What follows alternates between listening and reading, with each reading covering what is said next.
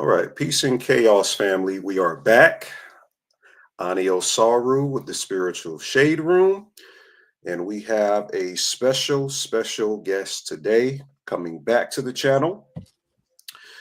Allen H. Greenfield, also known by the Grand Kafka of the World Association of Egyptian Obediences.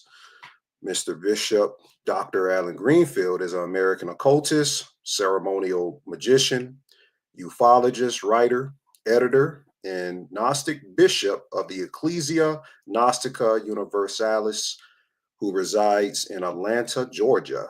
His book, The Story of the Hermetic Brotherhood of Light, is one of the few sources of information on this subject. His book, The Complete Rite of Memphis, is a comprehensive history of an Egyptian rite of Freemasonry, and he edited an authorized annotated edition of the work Liber 31 by Charles Stanfield Jones. He was elected and consecrated a bishop by the Holy Synod of the Neo-Pythagorean Gnostic Church in 1986. In 1987, he was extended recognition as a bishop within the Gnostic Catholic Church, the Ordo Templi Orientis, and was consecrated in New York in November of 1988. His episcopal title, Tau, sometimes abbreviated as T, I will see that a lot, and prefix to his legal name, thus he may be referred to sometimes, if y'all look him up, as T. Allen Greenfield, a former editor of the OTO Journal. Greenfield has more recently become a critic of the order's upper management.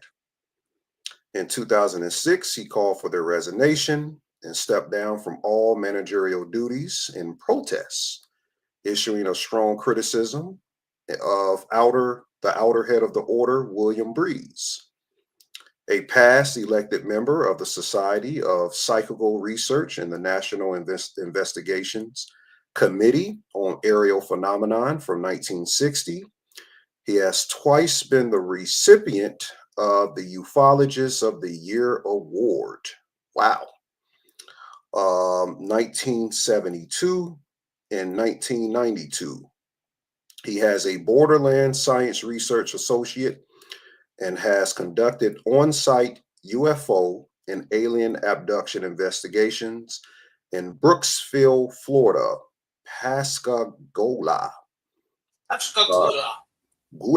Mississippi, and Brown Mountain, North Carolina.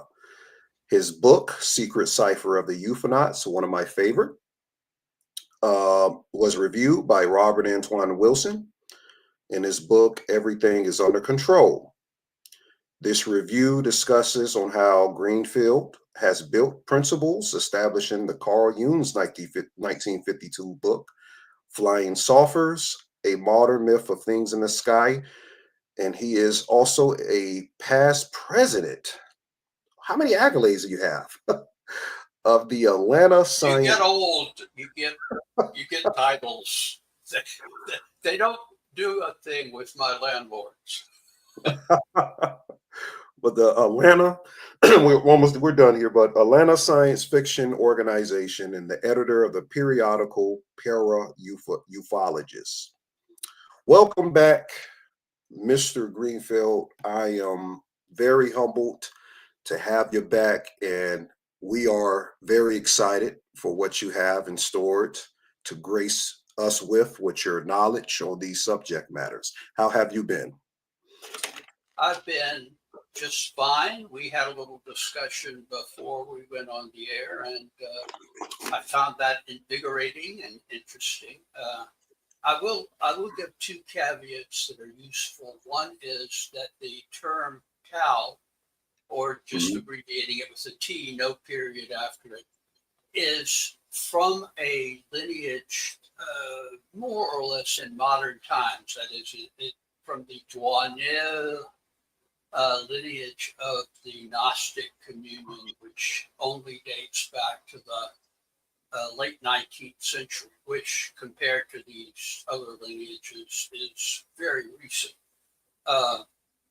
But the other caveat is I try not to use the term bishop too often.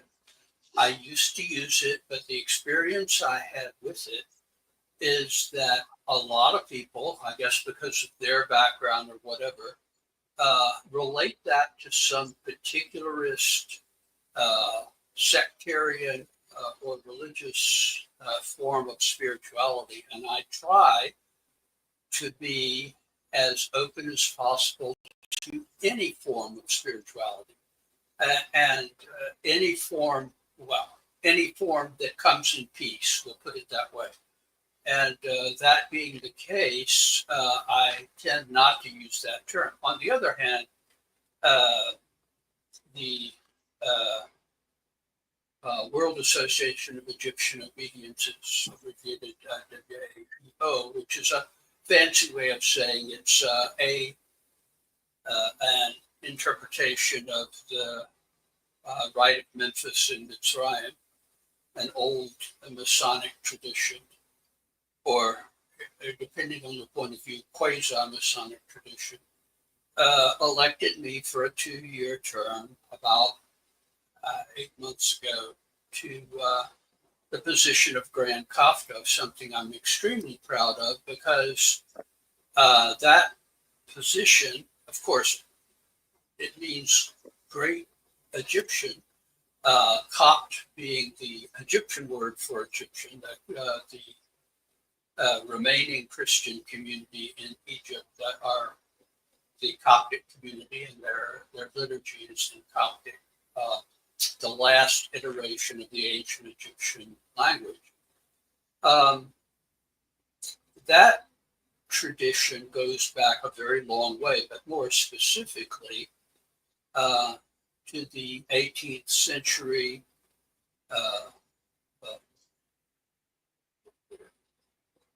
Count Cagliostro, who was, I guess, the first European to hold that title. So that's lineally, without any breaks, comes straight down. Well, to me at the moment, and a couple of years from now, I assume someone else. But so being elected to that is a true honor to be in Cagliostro's tradition, if not in his league, which I certainly am not. Understandable, and we thank you for explaining that for us today. I was speaking with you earlier. We got a lot to cover today, so we're gonna slow bake this thing and take our time. But I know your time is very valuable. We've been talking about the intervals of Kabbalistic science of astral traveling. We looked through some of the texts of what you were formerly a part of, the OTO. I asked you some questions about whether those techniques is viable for us to look into Kabbalistically. And you were giving me some insight of how it goes back even to Moorish traditions. And I said, well, I also saw traditions in Egypt. I saw the Kabbalistic tree on the Temple of Kamumbo. And maybe some of those understandings were transferred thousands of years into Europe. The Moors probably got their hands on it, you know, teaching at Salamanca, Andalusia in Spain and everything. And then it came forth in a lot of these secret society teachings. What is your insight into that, and how important is understanding the Kabbalistic tradition in its entirety to going deep into the astral plane, or understanding magic from that standpoint, or even how reality is fixated upon understanding the glyphs, the Hebrew letters, and these things? Well, I think that probably, although many scholars will tell you that the principles of Kabbalah, that is, the principles of decoding the universe, if you will, I think date from remote antiquity. But you can trace a pattern that starts out in the Levant, moves across North Africa to Moorish Spain, and then across Europe. There probably are other strains of that, and maybe even a strain in India and China. But the way that it has come westward is through that particular route. Where does it start? Well, the Sumerians would have it that it started with an amphibious being who lived in what is today known as the Persian Gulf, which was a little bit higher in the past in terms of where it was located. And that this being taught them essentially the mystical path, along with little things like language and science and longevity and a lot of things. Although at sunset, it always returned to the sea. However, long after the Oannes, as it was called, disappeared, the priesthood of ancient Sumer, and then Akkad, and then Babylon, as the successive empires appeared, continued to honor the Oannes tradition by they were wearing these fish-headed miters, which is today every Roman Catholic bishop uses a mitre that has that fish head appearance to it, although I think the significance has long since migrated, shall we say. And they also sometimes wore other regalia that was indicative of the amphibious origin of their founding. It certainly migrated at some point into ancient Egypt, and there are different interpretations of how long ago. My guess is a very, very long time ago, pre-dynastic, where it became known as Heka, which is roughly could be translated spell casting or magic, and has gone forward in various ways in various traditions.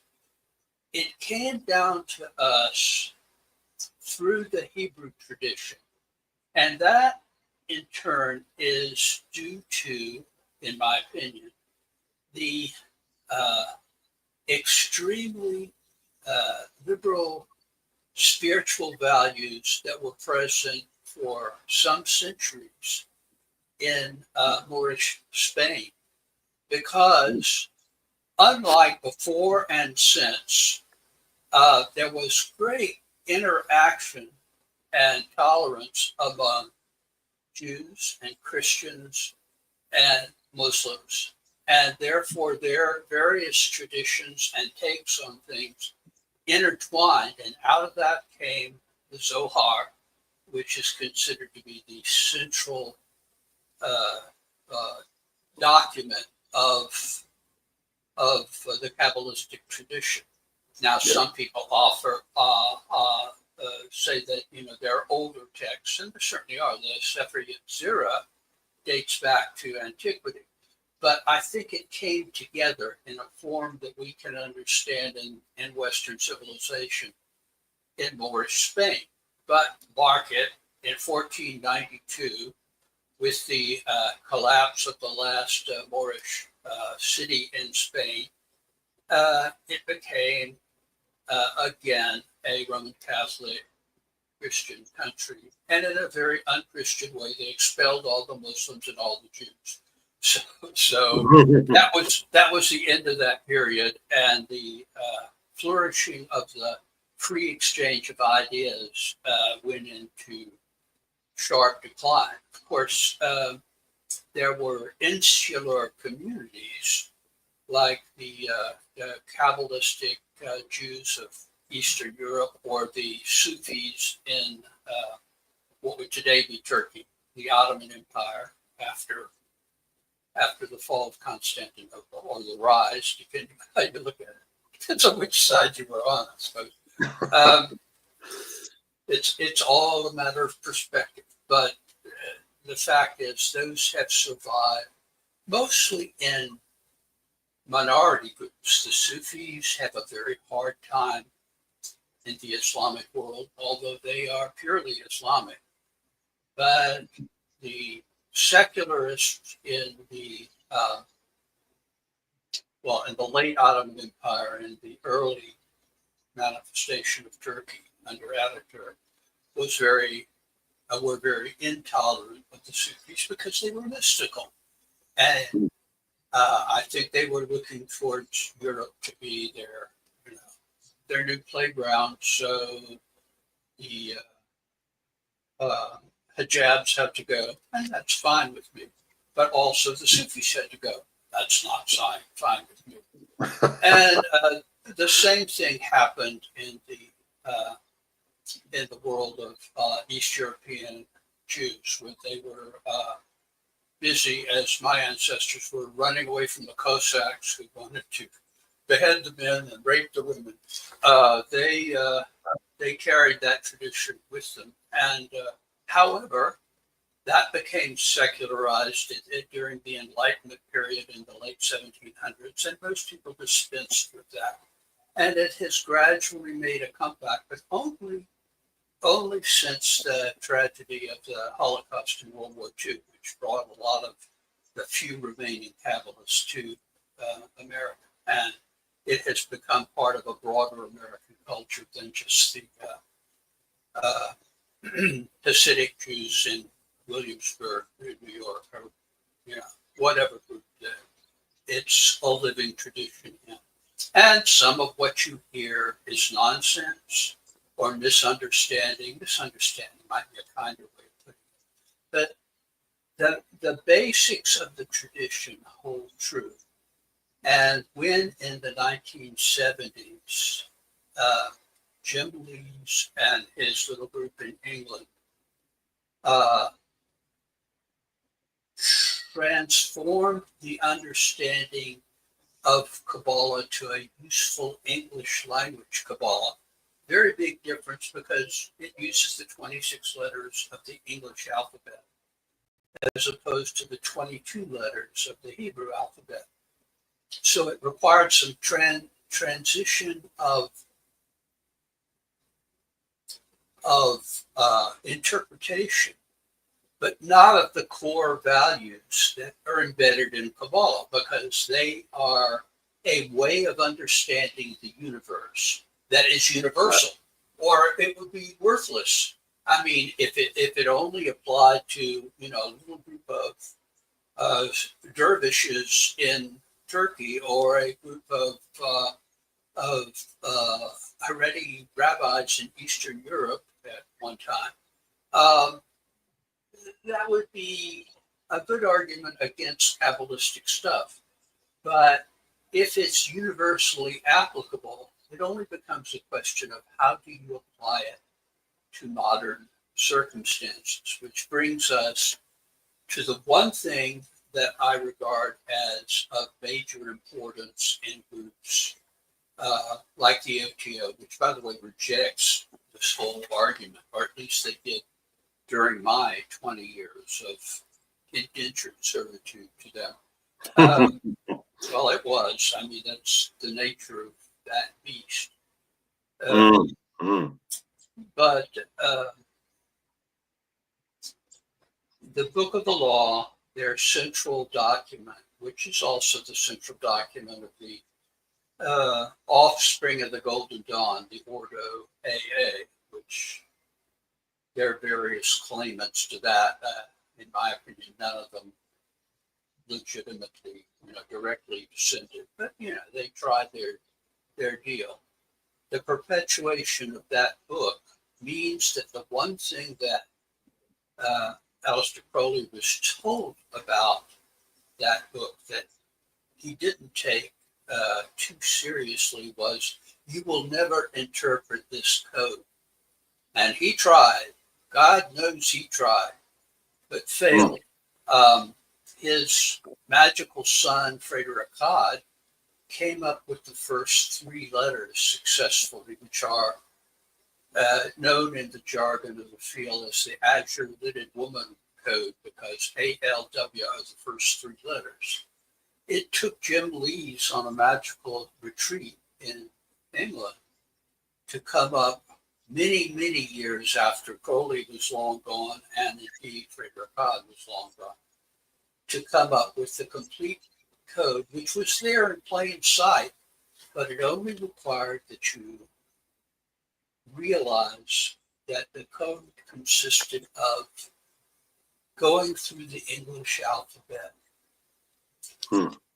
with A is the first letter, L is the second, and W is the third. And what separates them would apply to the rest of the alphabet as well.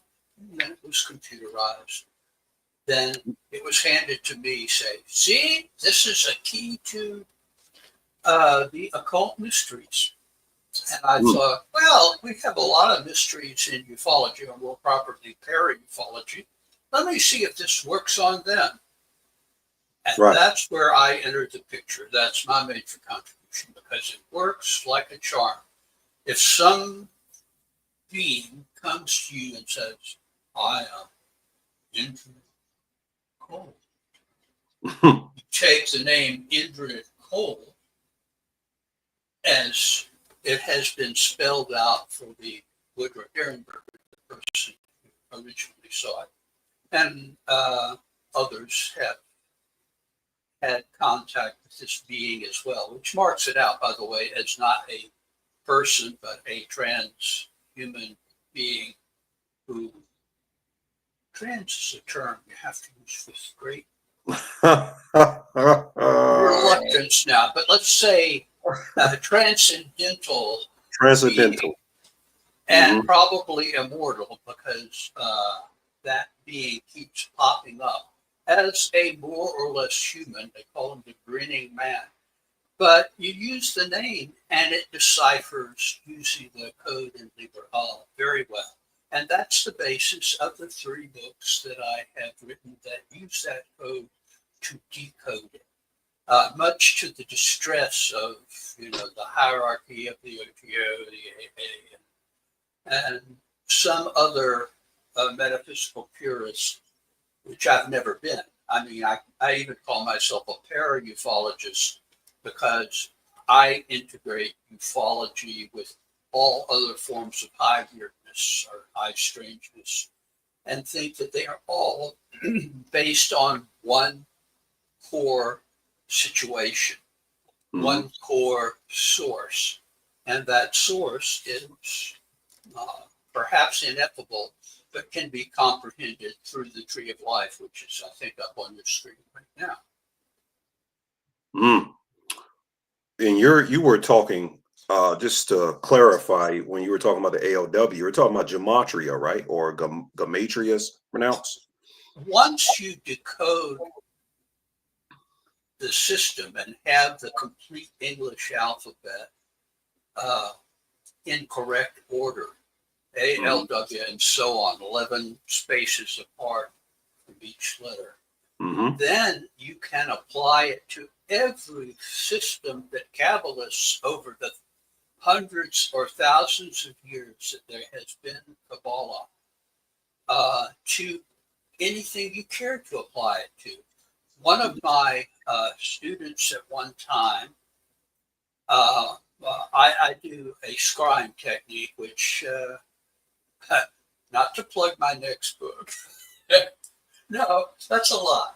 To plug my next book, which is a selection of rituals that I have worked myself, and am satisfied that they work with some tweaking and modification. This particular student who was involved in scrying, a technique I learned from Michael Bertio, I guess, in the early 1990s. And applied, and then had to step back from it for 10 years because it needed some prerequisite empowerments, which has been a big part of my magical practice for the last 15, 20 years. 20 is more like it. If you don't have the empowerments and try to work with this stuff too soon, it's sort of like a nuclear reactor that you remove the fuel rods from. It begins to overheat, and they used to call it the down to China syndrome, because in theory it would drop through the earth on into the atmosphere on the opposite side of the earth, which wouldn't be China, but I think you get the point. It's you don't want to mess with this, I guess is what I'm trying to say. Yeah. So once you have attained certain empowerments and certain levels of spiritual development, you can use the cipher in all sorts of ways. This particular student said, well, I want to do scrying, but you said you could use any holy book. I said, that's correct. You don't have to use the King James Bible, which is, that's it used to be, I don't know if it still is, in every hotel room in America, except those from the Marriott Company, they have the Book of Mormon in there, which is okay too. Work with that as well. But he wanted to work with James Joyce's Ulysses. And for a moment I thought, that is going pretty far afield, but let's see if he can apply it, to the cipher, because I claim that it's universal. So it ought to be applicable in some way, shape, or form, even to the difficult prose of James Joyce. And it did. He was as wizard at this stuff. I mean, his interpretation was, don't trust me. It was as good as some of the best of my acolytes or students or whatever you want to call them. So there you go. It's universally applicable. And I don't particularly recommend that. People don't run out and buy Ulysses, because you'll probably wind up getting, the Odyssey. I don't know if it applies there, but you'd have to do it in the original Greek. And you'd have to trust that the original Greek is the original Greek, which is, that's a whole different conversation. I don't know if I'm being clear or not. I'm pretty deep in the weeds here. So No, you're doing great. I also want to ask about, before we transition to a big important part, because guys, we do have to speak about the Black Lodge and is it Palomar? Palomar, yeah. And we got to go into Mount Palomar a little bit later. What do you feel about the backside of the tree, the Kleepoth? And why do a lot of people, because Kenneth Grant, he went hard in the paint. Michael Berdio went hard in the paint to teach us certain things that Kenneth Grant was showcasing, but a lot of other magicians or people that's into the spiritual science, they kind of refrain because they don't want to, I don't know if they don't want to uncover the secrets of it, or they think it's dangerous because it's connected to the subconscious, and they kind of call it a more infernal realm of dealing with the daemons and all of these other things, which I kind of look at it a different type way. But how do you feel about the Kleepoth, and why don't a lot of people want to go and cover it and things? Okay, that's an important question, because I've noticed, not just with Grant and Berdio, who are well known, although I feel Berdio is not as well known outside of the immediate circle of the magical Ummah, as it were.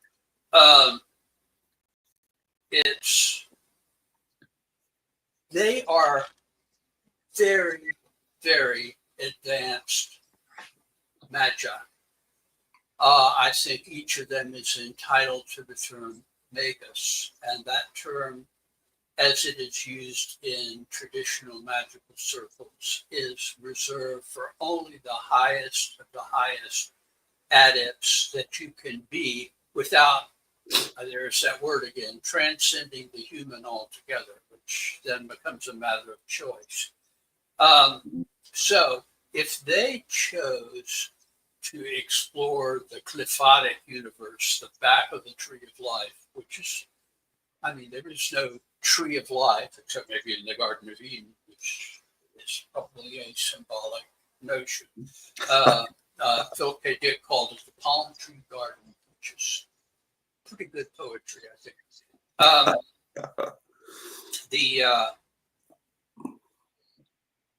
Their delving into this stuff is understandable because they have empowerments that I can only dream of, let alone pass on to anybody else.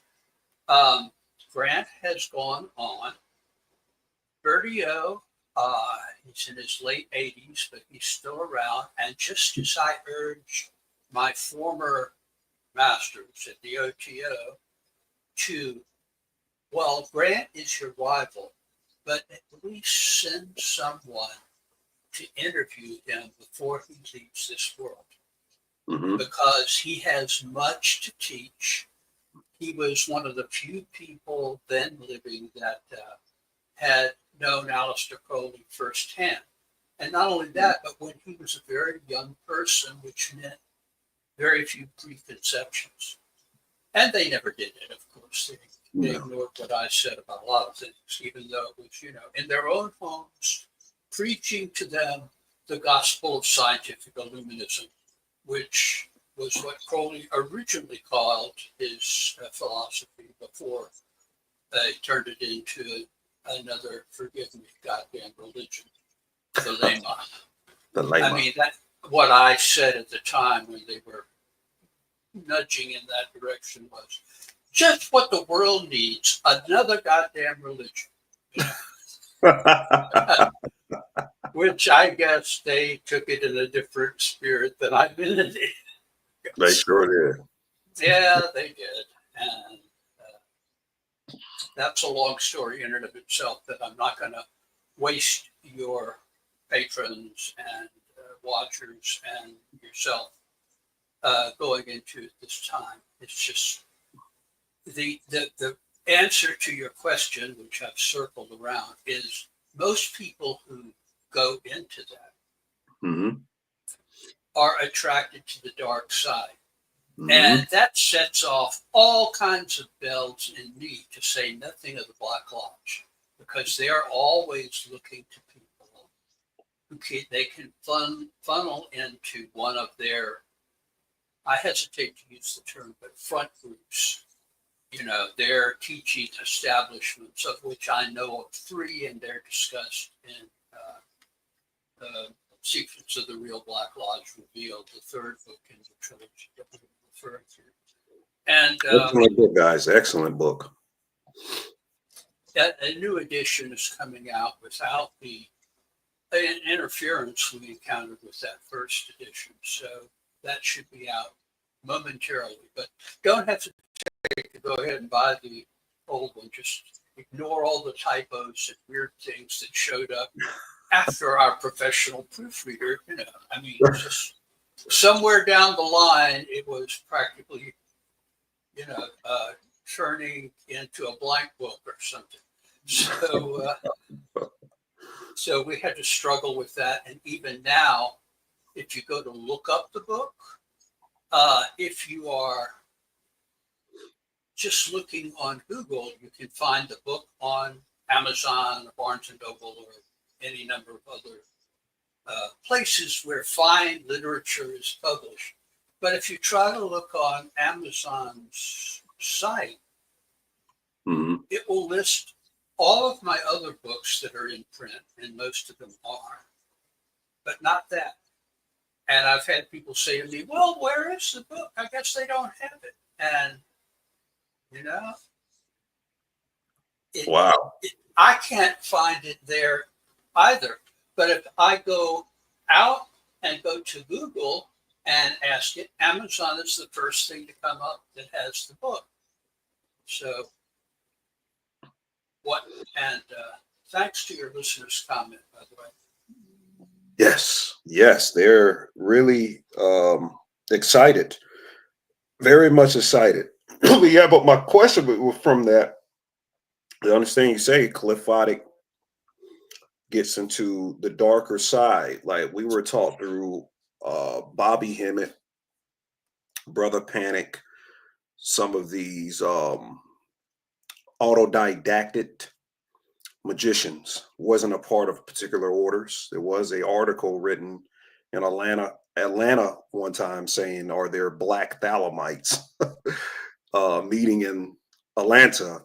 And I remember last time we spoke, you said it could have been a crossing between you guys once in some events.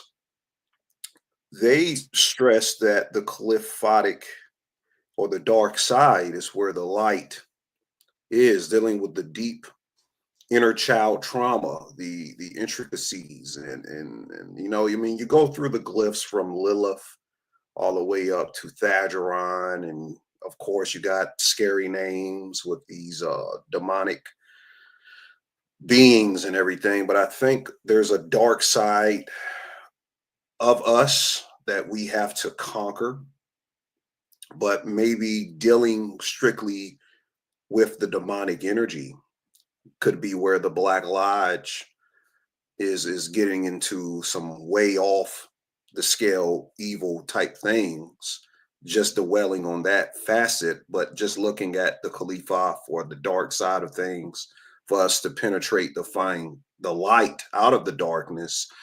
Could there be something to it? Because Kenneth Grant really stressed this thing, and as you said, he easily one of the greatest into looking into this type of thing. He's worthy of the title Magus, as you say. Do you feel it's dangerous just dealing with it, or maybe it can be something to extract light from it? Well, if someone is not adequately centered and empowered, the first thing they will see if they approach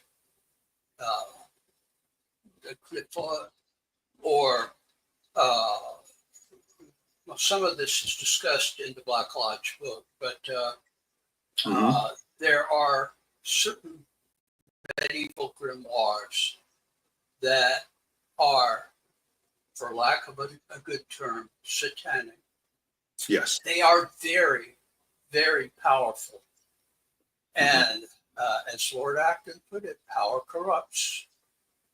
Absolute power corrupts absolutely. So your first effects, if you're not, centered and spiritually advanced, is going to be very seductive. It's the Faustian bargain. We'll make you great in this world. All you have to do is sign over your soul to us.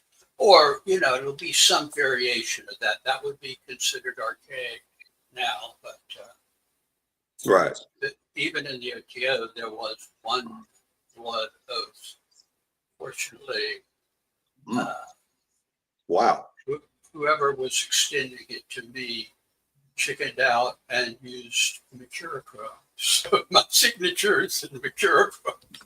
And that's an antiseptic, so perhaps that says a great deal. Also, there are ways to get out from under their inappropriately medieval oaths. If I break this oath, blah, blah, blah, blah, blah, blah. There are ways to get out of that if you later realize that these oaths were taken in haste, so to speak, or under deceptive circumstances. And the same would apply to anything that Mephistopheles or equivalent brings to you and says, no, you can't sign it with ink.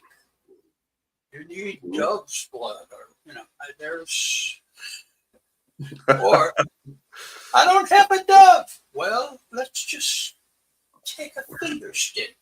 It's just, yeah. My point is the initial seductiveness lures a lot of people to the abyss, in which the demon of the abyss will be glad to welcome you into his digestive system. So, well, that's actually the wrong way to pronounce it, but that's the best way to pronounce it. Because to pronounce it is to invoke it. So, well, great. We don't want to do that right now. no, we don't want to do that, and I don't recommend doing that. Period. That is the acid test at the if you have attained unto Tiferet and wish to attain unto Katir, the ultimate crown. One must cross the path of Gimel, the camel, and the camel must cross the desert wasteland underneath which, should you fall off, you are devoured by the demon of the abyss. Members of the Black Lodge, if I may so term them, take a look over the edge and they say, I've advanced as much as I need to. I'm going to settle here. And thus they settle in the city of the pyramids at the base of Tiferet, which is not a good stopping point. And they try to prevent anyone aspiring to cross the great abyss from either attempting it or from doing so. And they will do that from deceiving you. Oh yeah, you've crossed. Congratulations. Here is your degree. You're the Grand Cop. No, that's not one of the degrees they get. You're the great pontiff of the Illuminati. Yeah, right. It's seductive, but I would say, other than learning about it, about the Qliphoth and about all of the ancient magical texts that are out there, unless you are far more advanced than you probably think you are, people listen, don't go there. Knowledge is good. Power in this case comes at a price that you won't be willing to pay in the long run, but then it will be too late. Thank you so much for that. Thank you so much. So this portion, I'd like to get into what we call hyperlucidity, which is recent world events. We had a plane crash, or we had a lot of these plane crashes that's been happening over the past, I think, a couple of months now. And I was speaking to you before, there were some things connected with when President Jimmy Carter, he made the transition. And I think you gave me some knowledge on maybe he's one of the first of the presidents that identified a UFO. And which he saw from an airplane, by the way. Really? Yeah. And now you have all of these. And look, he's from Plains, Georgia. I told you. He's from Plains, Georgia, Jimmy Carter. And we cover this on Patreon, by the way, everyone. But you have all of these. I look at them as rituals. These plane crashes, like this one, I noticed in particular, we highlighted that everyone survived it. The delta upside down, you have the upside down triangle, and it's connected to this mathematical, I think it's called the Phoenician harp. It's called the Phoenician harp, but it's a different upside down triangle, but you have the harp connection to it, with the weather stuff. And then you have the collision of the helicopter with the plane in DC. Then you had a plane crash in Philadelphia. Then we had the Super Bowl, that connection. And Trump was cutting this this cake. Let me see if I can show people that. By the way, guys, most of this we point out on Patreon, if you haven't subscribed, all of our links, me and Dr. Greenfield's, are in the tab if you click it. But Trump, I don't even have this. Okay, it's new. Trump cut this plane cake during or after the inauguration. And I highlighted some things. He has the military sword, which could be seen ceremonially as a magical sword. And there's this plane. I don't know if this Air Force One or whatever it is, but he cut the plane cake in half right after. And I felt like that could have been connected to something magical. I don't know. And then we had all of these things going on with fires in LA. I thought it was the Mass of the Phoenix ritual, like from Liber 44 with Crawley, because the head of the fire department out there, her last name is Crowley, which was kind of interesting.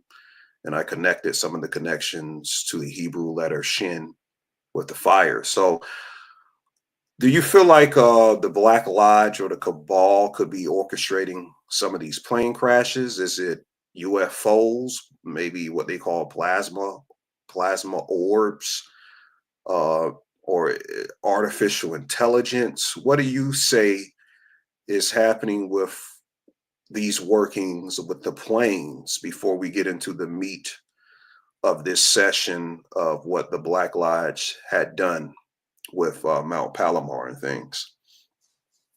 But let me just, first of all, I'm not making a political judgment here. This is just an observation. When the entire process of inducting a new president, from the oath of office to what you're seeing there with that is a ceremonial sword by definition. It's not a combat sword. It would be the last time combat swords were used in any meaningful way for combat was in Japan, the Japanese military in World War II. And it didn't have a great outcome, although a lot of those wound up coming here. They were not true katanas, they were manufactured. But this is a ceremonial sword, probably presented, I'd have to look at the tape, but by a ranking officer who had the high honor of presenting the new president with his or her sword. I noticed there's one guy there and one lady there, and then there's the other person. What's her name? Phyllis? Mulaney. Oh. I prefer Phillips. So anyway, the act of cutting that in half, part of a weekend, shall we say, of ceremony, whether there was any intent on his part or not, it's a bad thing to cut a plane in half when you're dealing with high symbolism. Right. And it does follow upon the fact, as many people have noted, that when he was taking the oath of office, he failed to put his hand on the Bible. Now, the people are making a lot of that. All that I'm saying, and doesn't mean that he's got a pact with the devil or anything like that. All that I'm saying is that this is a powerful ceremony. And if you do it without what every single person, as far as I know, going back to George Washington, has done in the office of president, good, bad, and otherwise, they take the same oath, but with their hand on the Bible. Some even bring their family Bibles, which that doesn't guarantee fidelity, but it does give it a certain sanctity. So for a while there, I won't say forever, for a while there, cutting an airplane in half was, to use a term from a different metaphor, bad juju. Very, very bad juju. And then, you have all these plane incidents, among them one that involved an unlikely survival of everyone aboard, and the other a tragedy, a military helicopter and a commercial airliner colliding with everyone aboard lost. Interestingly enough, in the same area that supposedly Washington threw his a dollar across the Delaware. But, there's just so many layers here that I don't think it would be useful for me to try to decode it in my way. But that it is connected is sufficient to say it is connected, obviously. Yeah. The wildfires, maybe.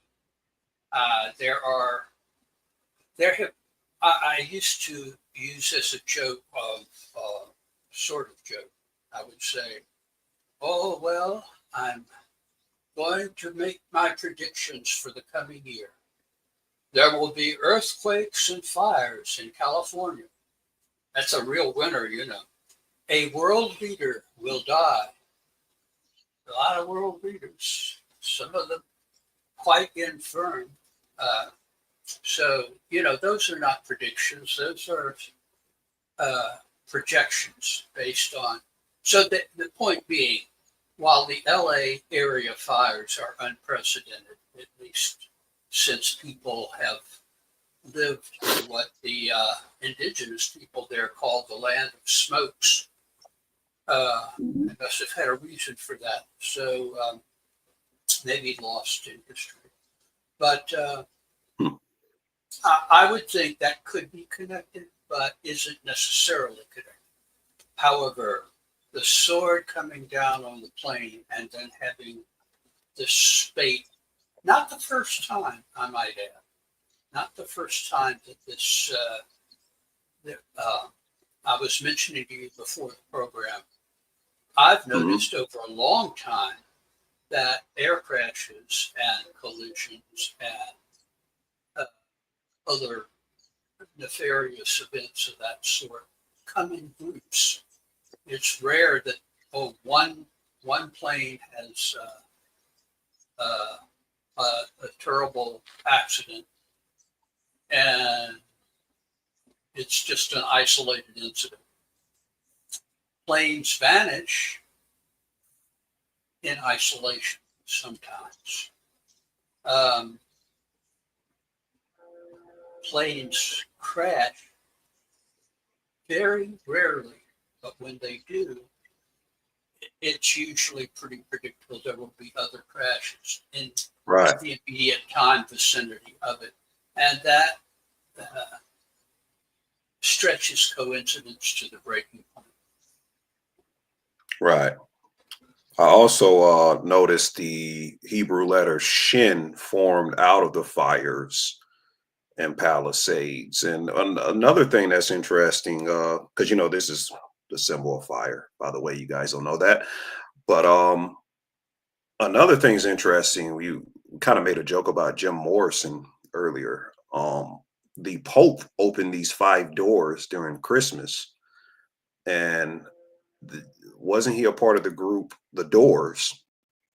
And the first thing that burned in California was the museum. I think it's like the Jim Morrison Museum. And he has a song called Light a Fire, right? Light my fire. Light my fire. Come on, baby, light my fire. Yeah. So there was some magical connection. And he just came out. There was a book that just came out. Somebody wrote about him, about the occult connections of Jim Morrison. I showed that to the Patreon. So he was into the qliphothic side of the occult. Now I don't know that he was. He's an extremely talented person, and his posthumously published poetry is really first-rate poetry. But he was drawn to dark side stuff, eventually wound up being a heroin addict. And as often happened with people who mainline age died of it, as did his girlfriend. Also, he had technically, it's not technical, it was technical for him, it was not for the woman that he married. He married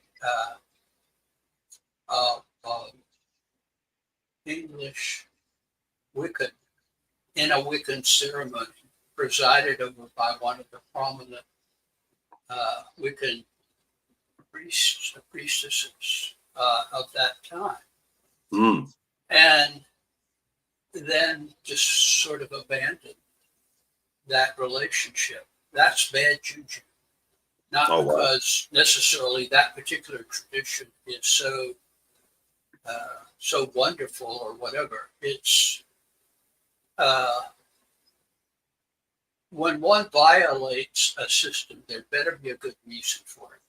And as far as I can see, his reason was simply he didn't take it seriously, or it was just a momentary whim on his part. And of course, he died very young. Yeah, the 27 club and gematria ritual equals 27. Also, there was a Notre Dame connection, because you remember the Notre Dame spire caught on fire, and they just reopened it this year. That's in Paris, France, and Jim Morrison died in Paris and France, and Trump made an appearance there in December. And then the Notre Dame Fighting Irish on Inauguration Day lost to the Ohio State Buckeyes, and the Ohio State Buckeyes, their mascot is the Brutus. Brutus is the mascot, and Trump had that, I don't know, maybe fake assassination attempt on Julius Caesar Day. Hmm. And, you know, Brutus was his friend et tu, Brute, to put the last knife in his back. So I think these are very symbolic, ritualistically, everyone, and these connections is almost undeniable, some of these things. Oh, a lot of them are undeniable. And there's a picture of the Pope who, as of when we're doing this live, is suffering very near death, maybe. I mean, I don't wish the man ill, but it's he is in a hospital and fighting for his life. Oh, he is. I didn't know that. Yes, yes. So he opened the door, to use a term from Jack Parsons. He opened the door and something came through. Or you get what you pay for, or you pays your money and you takes your choice. So I am not making political comments. I'm simply observing the times we live in. Right. You open that door, and The doors. Yeah, the doors. And what's interesting, did you see, I don't know if I have that graphic, but the 5 different doors he opened during Christmas or during that time. I don't know if I have the graphic in this file, everyone, but if you did a connection to the ley lines of the Pope opening those 5 doors to the, I forgot what it's called, but it made the sigil of Lucifer. Like if you look at it from above, and I know sometimes people exaggerate these things, but I did an assessment myself, and it most certainly did. I would like to see, you have that shot of the airplane that inverted. I would like to see an aerial view of that. because I have a hunch, but I'm not going to reveal the hunch unless I see an aerial view, because it might be totally wrong, but that would be interesting. All you would need is a drone, and apparently everybody's got drones except me. We got to talk about. I don't have a single drone. You know? Yeah, we have to talk about those drones. By the way, how do you feel about drones? Because they've been saying there's been a war between plasma orbs and drones. Is that true, or some of the drones that have been seen recently are probably not drones at all. I mean, there's three different things going on here. One, there are lots of amateurs who are being very naughty and putting their amateur $100 drones above restricted airspace, which is, among other things, incredibly stupid. They're endangering themselves, to say nothing of national security. Then there are the drones that seem to be coming from, what do we call it? An adversarial entity, nation, whatever. And they do seem to be drones, but they're much more sophisticated than the drones that the 16-year-old kid who is flying a drone is putting up, because all they do is fly. Some of them have a camera, so you can take a still picture. But I think the Ukrainians are proving that drone technology has advanced way beyond even the theoretical limits of modern warfare. So things to come there, I suspect. Then there's a third set that I don't think are drones at all. They are what I think all of the high weirdness phenomena manifest as. Sometimes they look like UFOs. Sometimes they look like Bigfoot. Sometimes they look like ghosts. Sometimes they look like demons. Sometimes they look like fairies. Sometimes they look like gnomes. Sometimes, I can go through the list, but I believe they're all the same phenomena, but taking on different forms. And what has become the talk of the moment? Well, there's GPT 3, 4, 5, or its Chinese rival, which I don't know. And so AI is on the one hand, and on the other hand, it's drones. The phenomena has the ability to take on whatever form it wants to.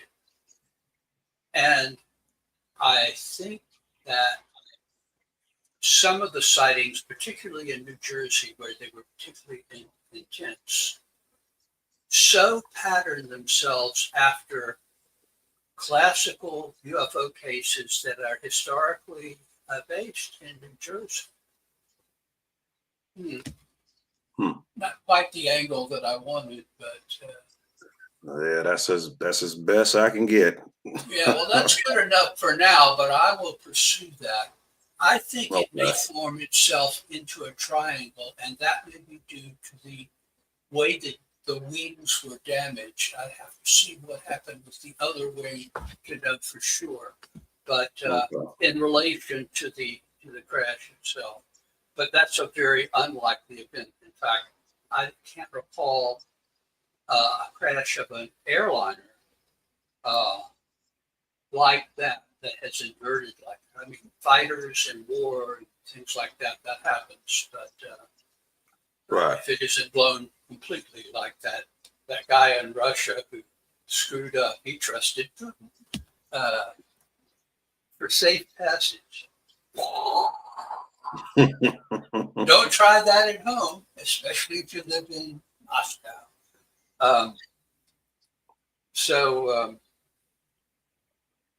Yeah, I would have to see in more detail, but that's a quick study And Annie, I give you major points for coming up with an upside down view there from above.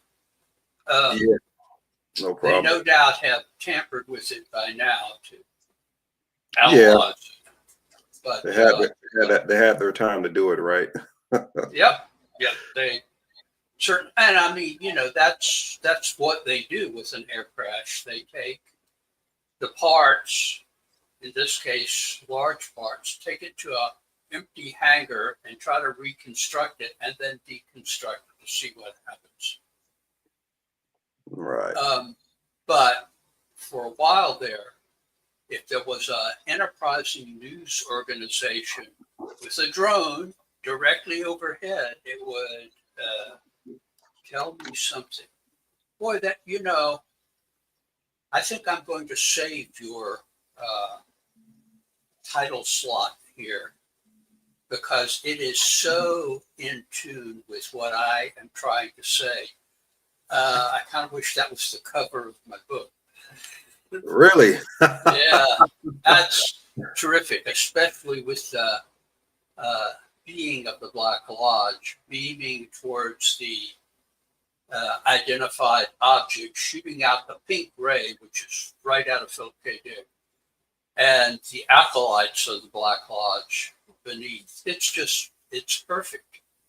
Oh, it took me about 30 different AI searches to put together the right terminology to get the look that I got. So That's great. I'll send it on to my publisher if you don't mind. No, that's fine. I don't think it'll wind up on the cover. I'll send you the regular version without the stuff on it. And that'd be great. Yeah, I'll send it right on over. It's fine. But let's talk about the Black Lodge. Wow, the book, you guys, we've been talking about this book on Patreon for almost a year now, and I feel like, well, since we had our last interview. And first question, well, I want you to go back in for people who are laymen and break down the difference of the secret chiefs and the Black Lodge again. But before we break that down, is it true that there's classes in Romania, caves being taught by demonic entities by these people? Like, that kind of like shocked me when I looked into the Wittenberg schools. That's like something straight out of a movie or something like that. Like, if that's even possible. Well, in European civilization, there are 3 schools that are, shall we say, funded by the Black Lodge. There are also schools in the Orient, and they have names like Agharta in Tibet. Now, that may be defunct in that when China invaded Tibet, they were not real particular in who they machine gunned down. And according to Ravenscroft, both Shambhala, which was a teaching school for the Great White Brotherhood, the secret chiefs of the Third Order, or whatever you want to call them, none of those names are on their boilerplate door, welcome to the, it just isn't like that. But Shambhala, they machine gunned every aspirant there, and they somehow broke into Garda too, which they killed every one of them there because the People's Liberation Army really doesn't care about either of those. Also, they've been manipulated, heaven knows, by the Black Lodge. But they figured they were exterminating potential dissent because they're so worldly minded. Yeah, well, I said that there were, one of your listeners said something to the effect of there were military drones. Oh, yeah, that's certainly the case. And they are more sophisticated, and that does kind of, sort of, almost explain the more sophisticated sightings. But the fact that some of these drones are even, so-called drones, are even located at the more or less exact location that classical UFO cases took place. The Wanacue, New Jersey reservoir case, which started out as a hoax by a friend of mine who was prone to hoaxes when he got drunk enough. And I have detailed that in some places because the one surviving person who was present for that spilled the beans to me and now denies it. I don't. I wasn't there, and I don't do hoaxes. Don't like them, but these people were my friends, and in their lifetime, I wouldn't say anything. They're long gone on to their reward, presumably. So the Wanacue case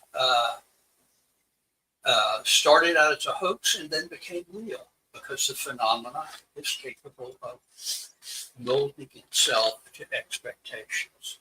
And now you have all of those New Jersey cases of drones. Quote, if anyone is listening to the audio version of this, I'm making quote marks with my hands, or duck marks, whack, whack, whack, whack, whack, whack. Oh, no, that's Jim Henson. I'm sorry too.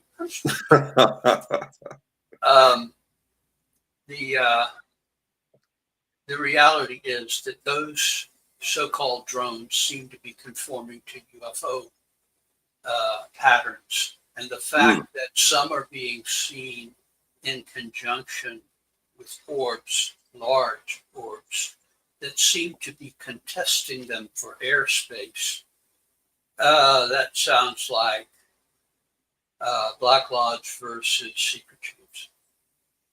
So I've read, what is his name? He wrote The Serious Mystery, Robert Temple's new book, A New Science of Heaven, on the plasma Kordaluski clouds. So there's these plasmic clouds in between Earth, the moon, and the sun. And in the book is suggesting, I want to get your opinion on this, that these UFOs or these plasma drones, all extraterrestrial incidences or cryptids or whatever we see weird here could be coming from this Kordaluski cloud. Like it's almost like a supercomputer that produces these portals that things come in and out of, because he suggests that 99% of the universe is plasma. We're the 1% that's not. And a lot of the things they're hiding in MIT and other prestigious establishments is that whatever intelligence is in that 99%, they may look at us as almost, I won't say jealous or envious, but how we have it here isn't like anywhere else out of the 99%. Experiencing the physical, the third dimensional, how we experience it, and our output of how much energy we can put out in our bodies could be interesting to something from another sector of plasmaverse, so to speak. So do you feel like these Kordaluski clouds could possibly, from Robert Temple is saying, produce these phenomenons that we're seeing in the sky? Well, my regard for Robert Temple is enormous because I think the Serious Mystery broke a great deal of ground. It has gotten pushed back, but the fact is it deals with the possibility of visitors from far, far afield. And that would seem that in his more recent book to be contradicted in that But I've always suspected that any being that claimed to have come here from the star Sirius is unlikely, because Sirius is a relatively young, very hot star. But you can't deny the knowledge that various tribes in West Africa, including the Bozo and what's the most famous there? There's several tribal stories that seem to have knowledge of the Dogon, and the Dogon, the Bozo, and there's a third group as well.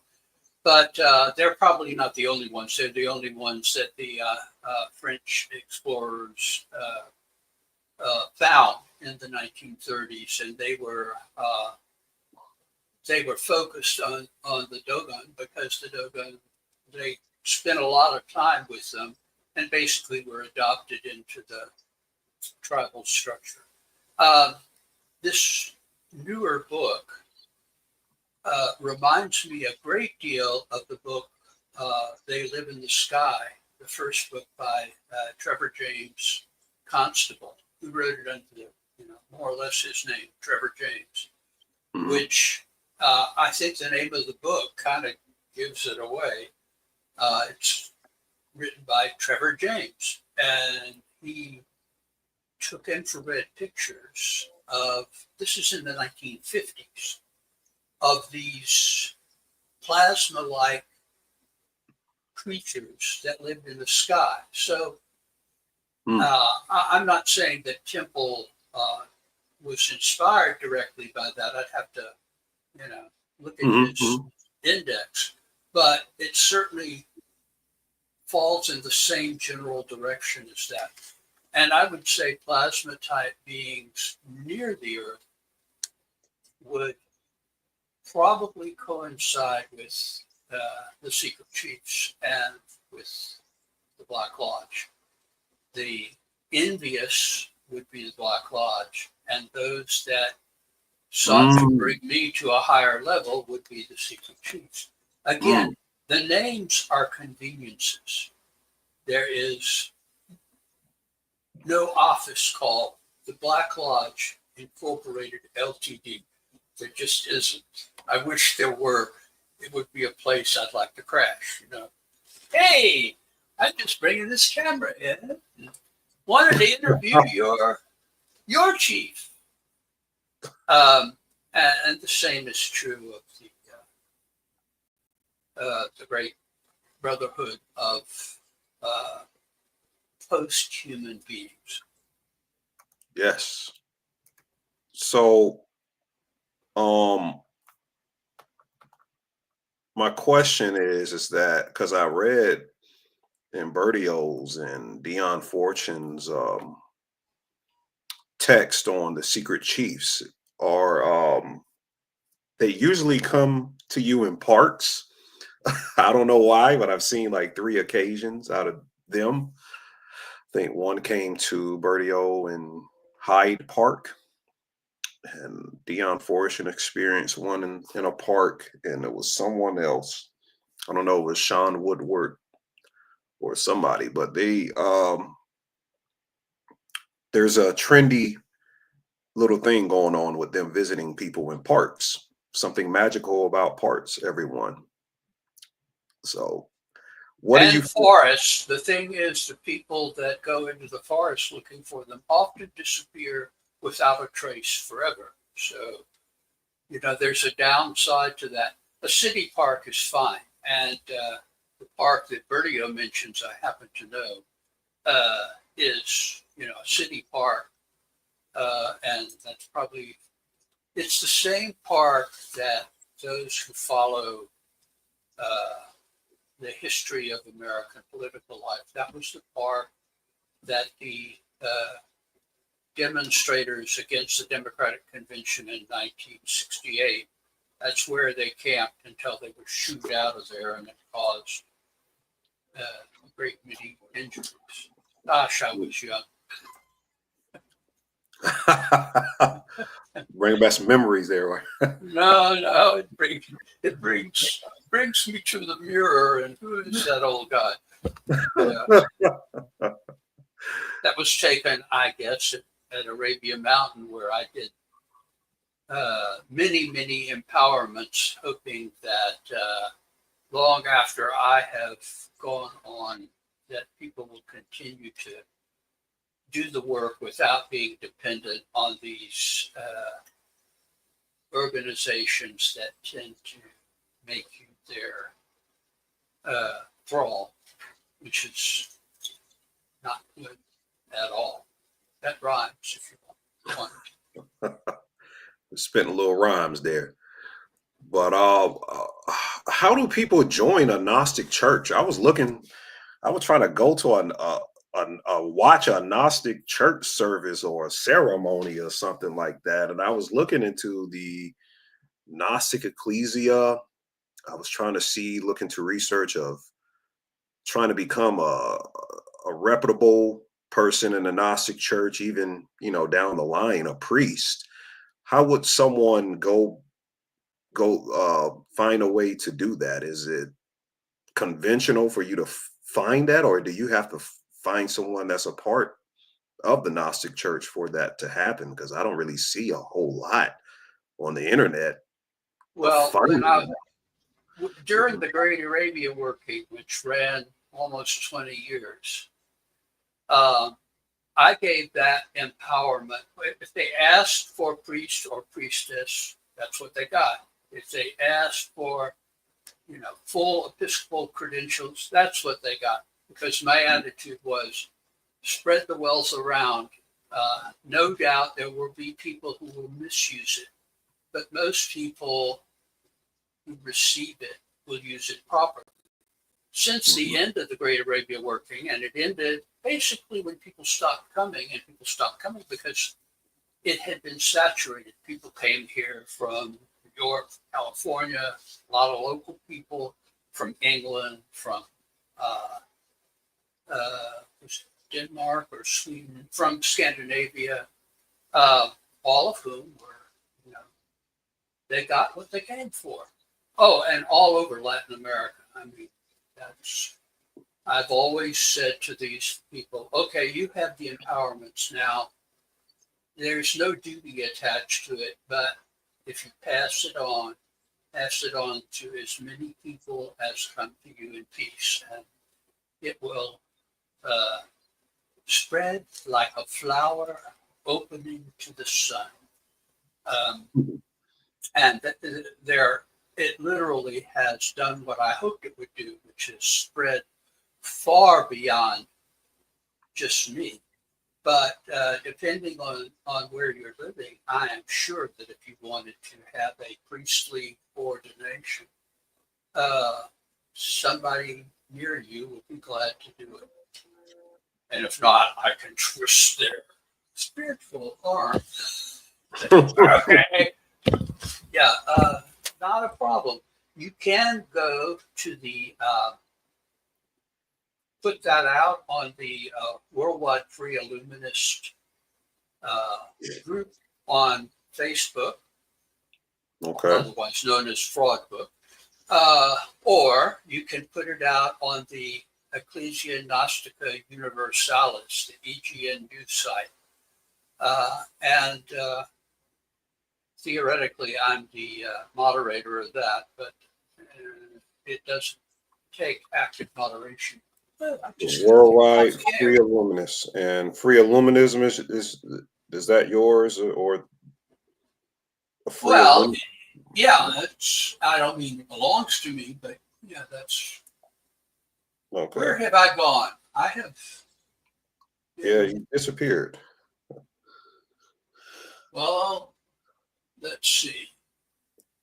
Removed from stage. Did you do that? I didn't.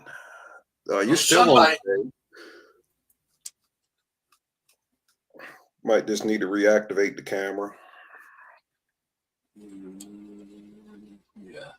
We still hearing you though. Expertise. Help! I'm being I'm being, what's that line from my husband? I'm being oppressed. Help, help. Ah. Oh man. Try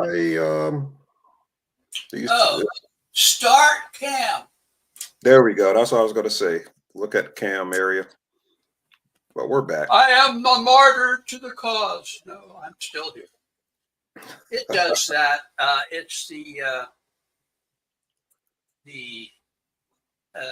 system that I have, the Razor system, which is mainly a gaming system. It was gifted to me, and it's great for gaming. However, it does have the habit of turning itself off now and again.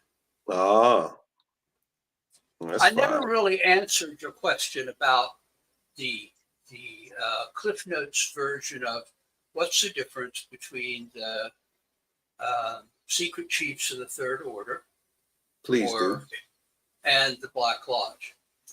Okay, there's an equivalent term in the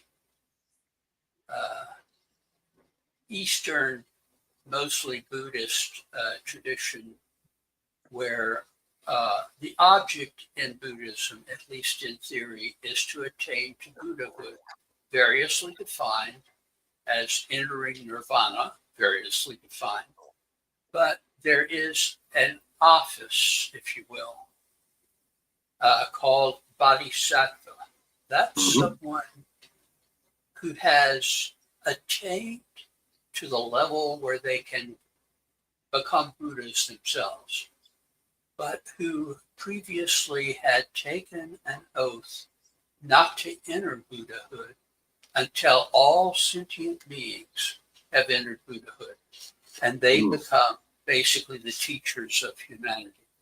That is the Eastern equivalent of the Secret Chiefs of the Third Order, the Great White Brotherhood, blah, blah, blah, blah, blah, 50 other names. The Black Lodge is something that I don't find an Eastern equivalent of, but suspect that there is one. That isn't my deal. My deal is mostly the Western magical tradition. But just as those who have taken the oath of the abyss have a responsibility to assist others once one has attained to the equivalent of bodhisattvahood, that is, the becoming incorporeal, immortal beings, you have the duty to lift others up. In the Golden Dawn and the AA system, which is a copy of the Golden Dawn, and their derivative organizations, you have an obligation to the teacher at the next level above you, who has an obligation to you to help you attain to that next level. And you have an obligation to your immediate student below you to bring them up to the level that you're at, which you cannot transcend until you have brought them up. That, in the end, those who follow that path, and it's difficult now because all of these claimants to be the Golden Dawn or to be the AA, the real AA, blah, blah, blah, blah, blah, blah, blah, the BOTA, they aren't. They are not lineal descendants, and they don't necessarily. Okay, Lucy rose up. You are correct, and that's what I hope to do. To be the 100th monkey that learns without any direct.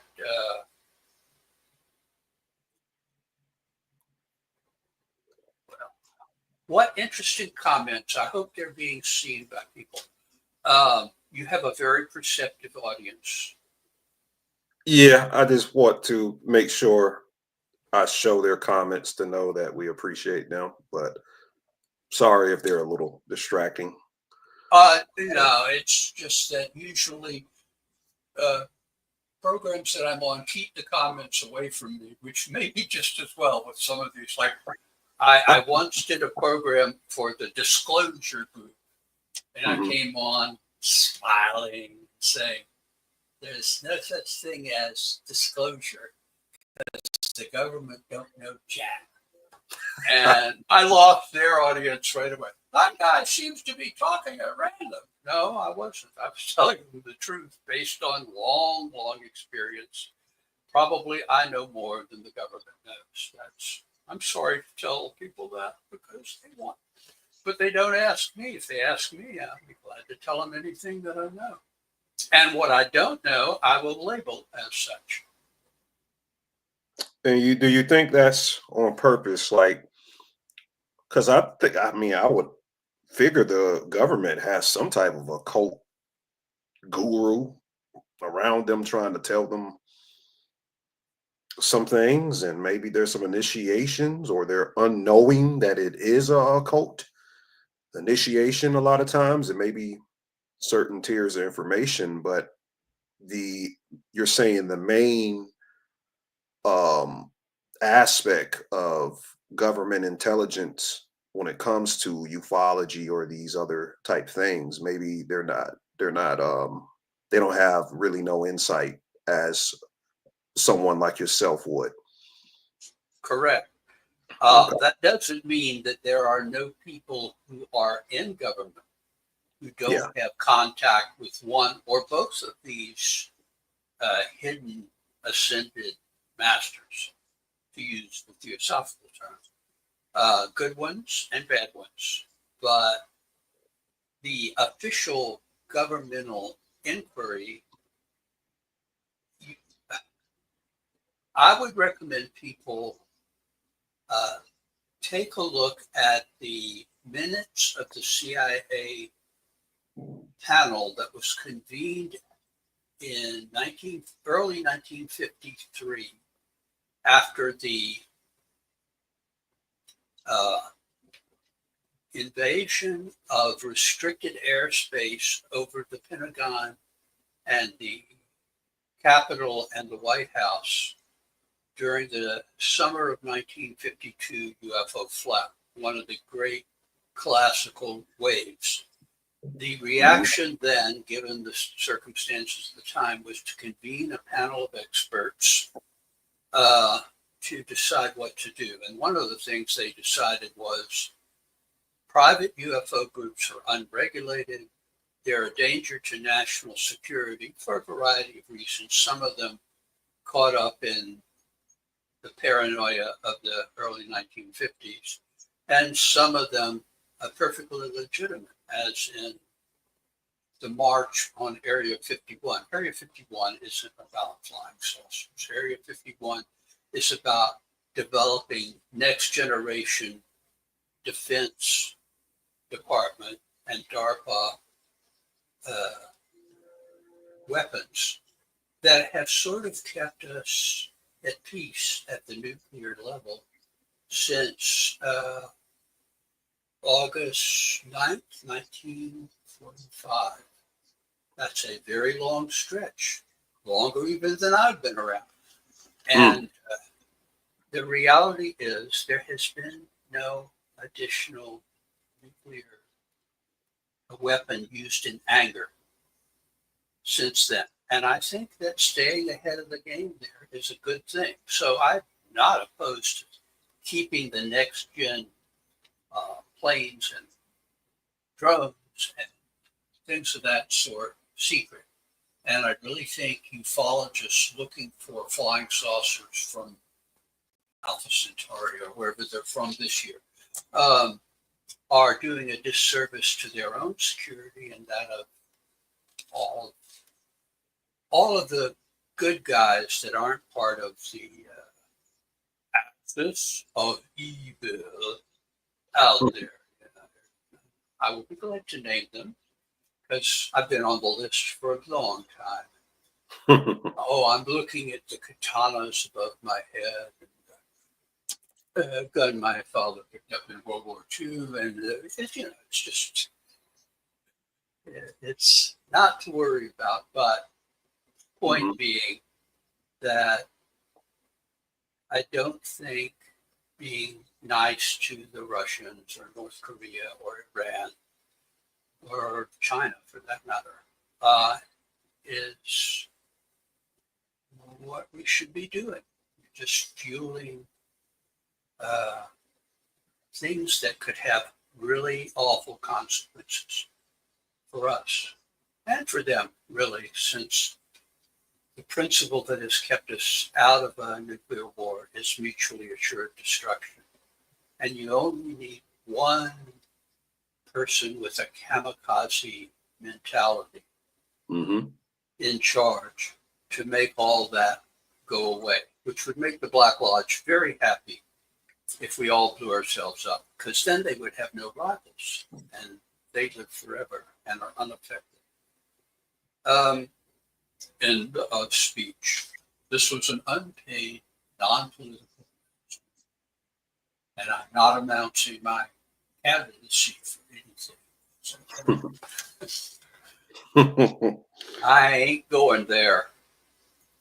Well, But this is the disclosure thing is, it's happened too many times in the history of ufology for me to take it seriously. I mean, there was, when I was about 10 years into my ufology experience, the Air Force announced with great ceremony, we're closing down Project Blue Book. Well, Project Blue Book consisted of a middle echelon officer, colonel or a major or a captain, one secretary, and one enlisted airman. That was it. Sorry, that's not a high priority project. They really weren't interested in flying saucers. They just wanted it to go away. By the way, the CIA panel result from 1953, somebody sued for it under the Freedom of Information Act. And the entire thing is published on the internet. So just look for the CIA panel 1953 on flying saucers. The term UFO had not come into existence then, let alone UAP, which is, I think, an attempt to manipulate people into thinking of it as a phenomenon and not things. So I'm old-fashioned. I use the term UFO or flying saucers because that will do. Yeah. Just fine.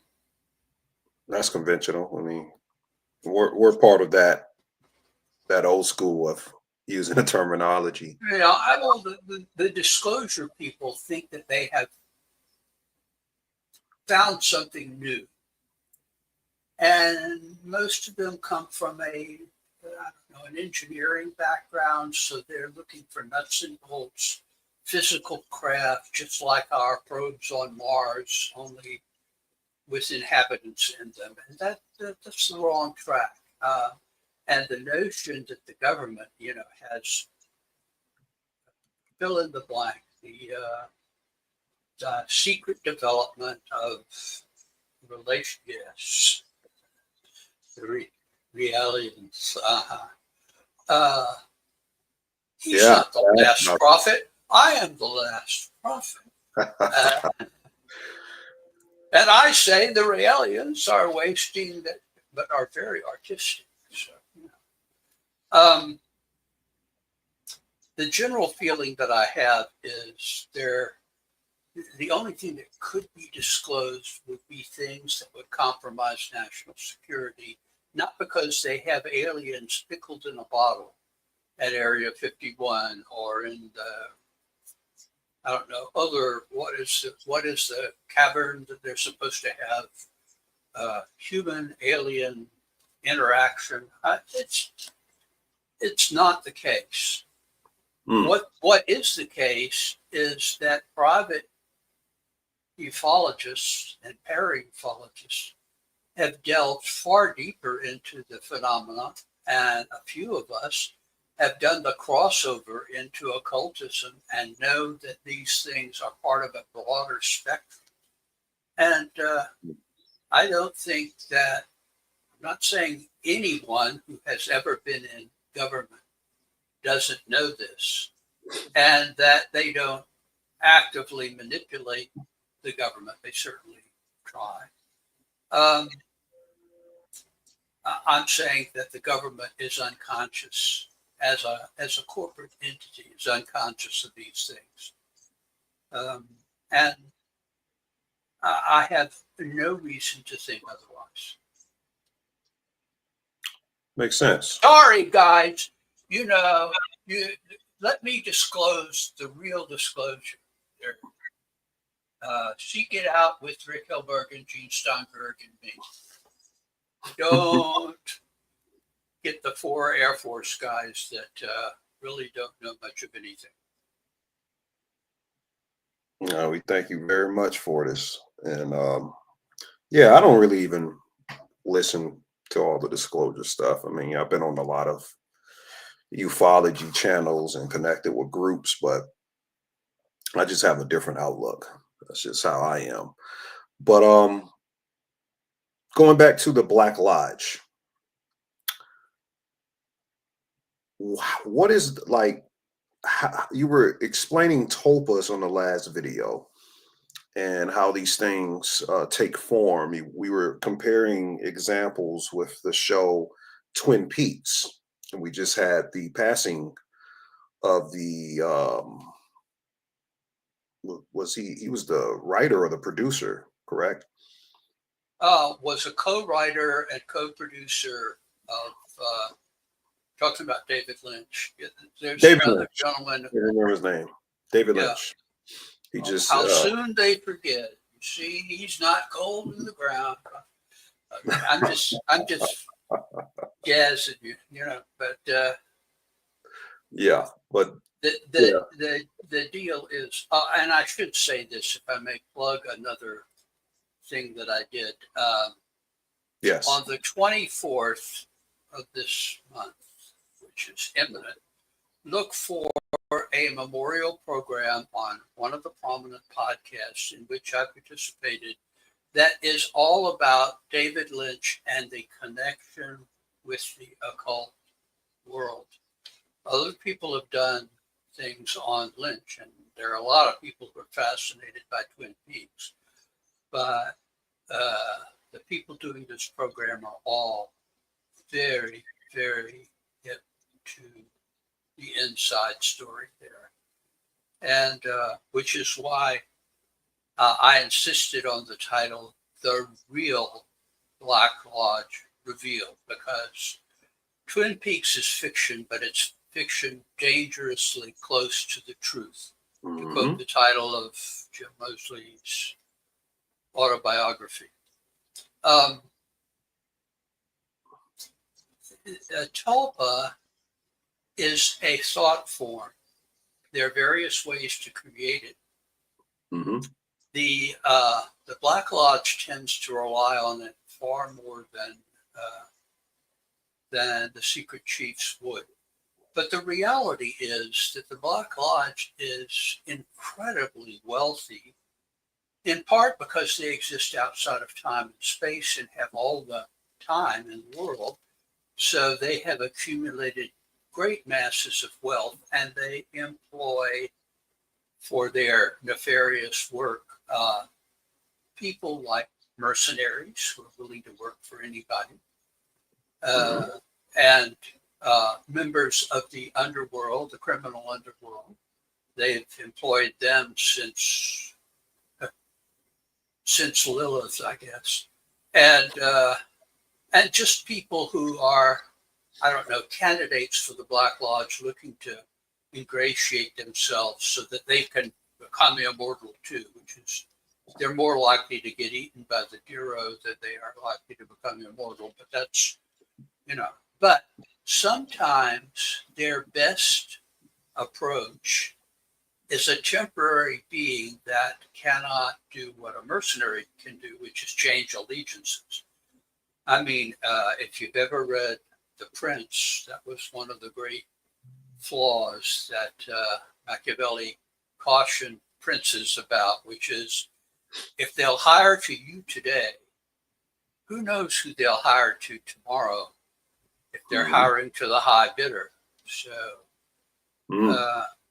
We've seen some of that in recent history. So sometimes they use tulpas, which are thought forms made into temporarily physical beings that will do things like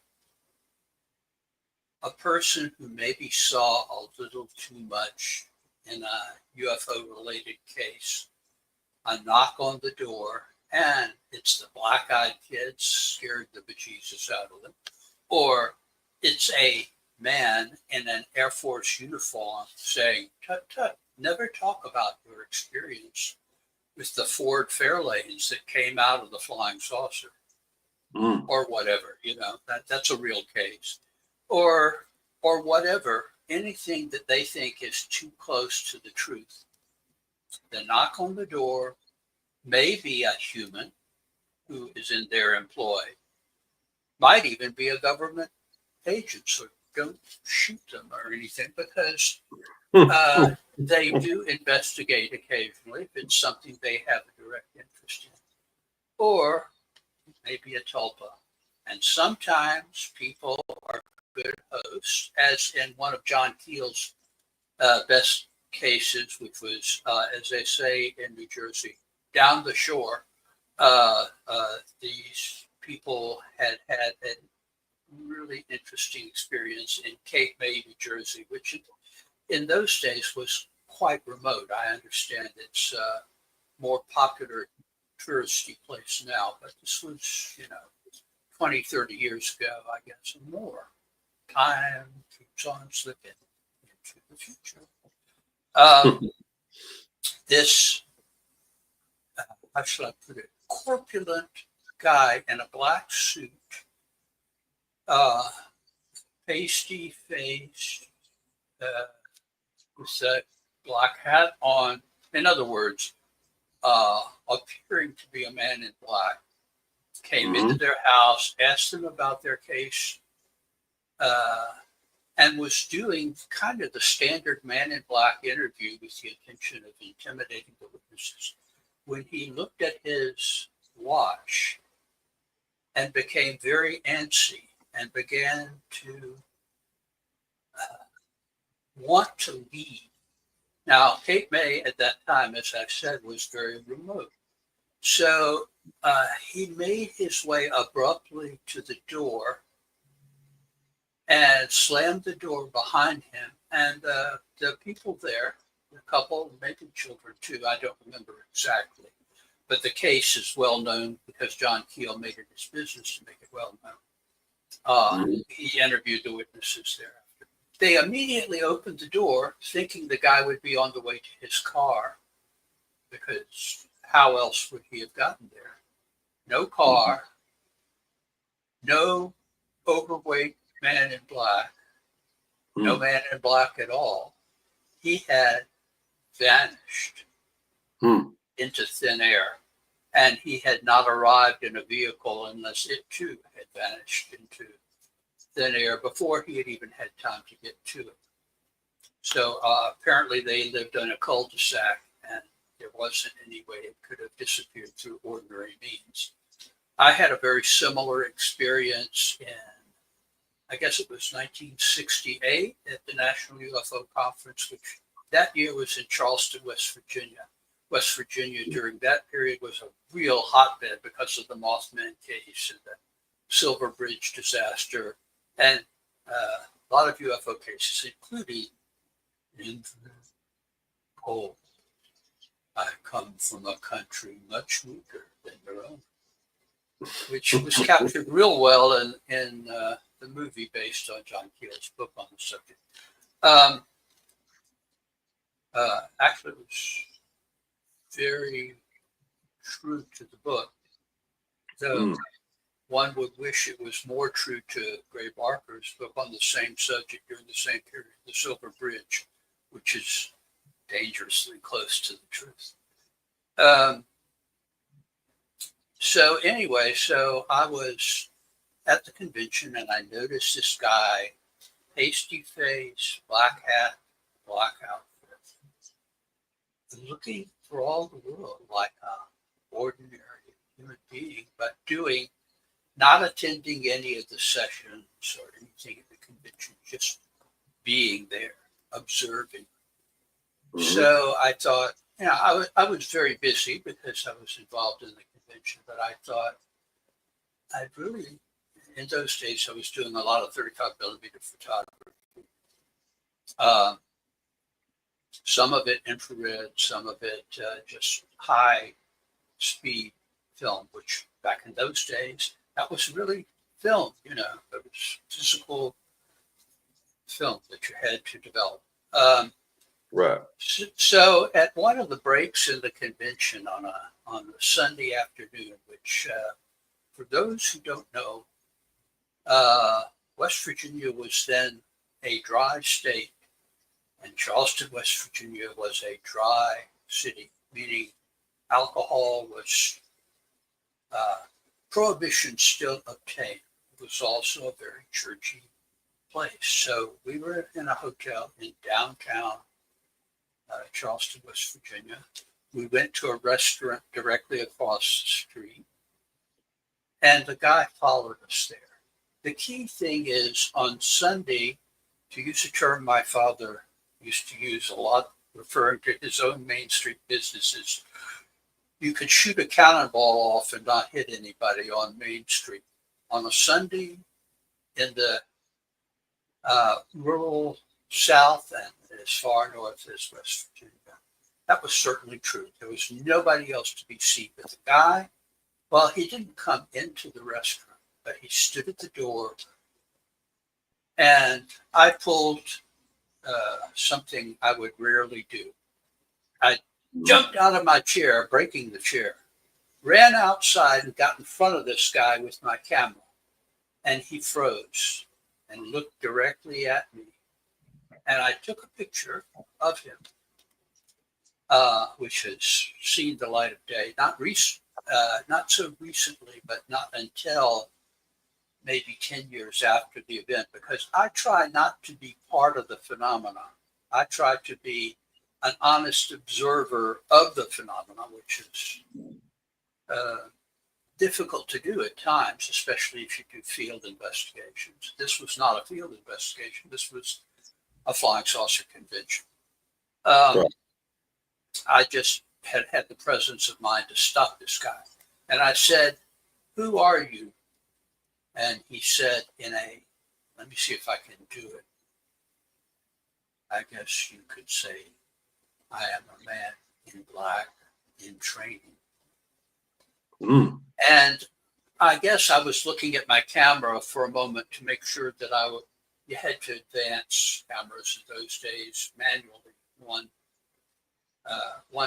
frame at a time. He got past me and went down a side street. Now, he was not out of my view more than, to be generous, 10 seconds, probably less than that. I went to the corner and looked down this long straightaway street, no side streets off of it. No, it looked like warehouses, no buildings that had doors that were open, and no traffic whatsoever, and no foot traffic whatsoever. And he was gone. He was not there anymore, like a telephote.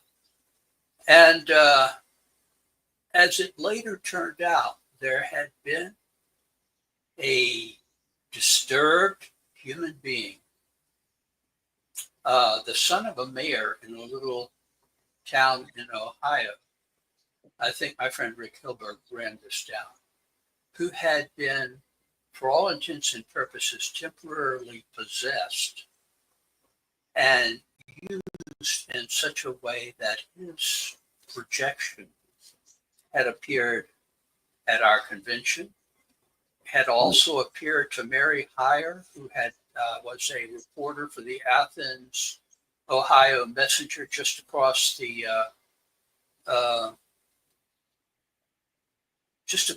river from where all of the action was going on in West Virginia. I mean, it's as close to being a West Virginia town as you could be. She was the reporter on the scene, I think even before Kiel. And she was local. I mean, don't be deceived. Athens, Ohio might as well be in West Virginia. It's just across the Silver Bridge. So this being visited her under the same circumstances and disappeared just as quickly. And as near as I can tell, this was not a true tulpa, because a true tulpa has no material existence at all. This was the case of imprinting a real person, maybe a disturbed person. I'm not a psychiatrist. I'm not in a position to evaluate, but that's the way the information came to me. And this person appeared at our convention, appeared not intentionally to me personally, but the way I reacted was deliberately not predicted for a guy sitting at a table with 10 other ufologists eating dinner, let alone jumping up and having my camera ever ready, because that was my hobby at the time. Taking black and white still photos in very, very low light. In other words, candid photos without a flash, which is where I got zillions of photos back then of various conventions, without attracting the attention of the people I was photographing. Sneaky Allen. So some of them are. That's interesting. No, it isn't. It's dangerous. Well, I had to ask that. So magically, they speak about egregores, group collective thoughts. Like, what are the Black Lodge capable of magically?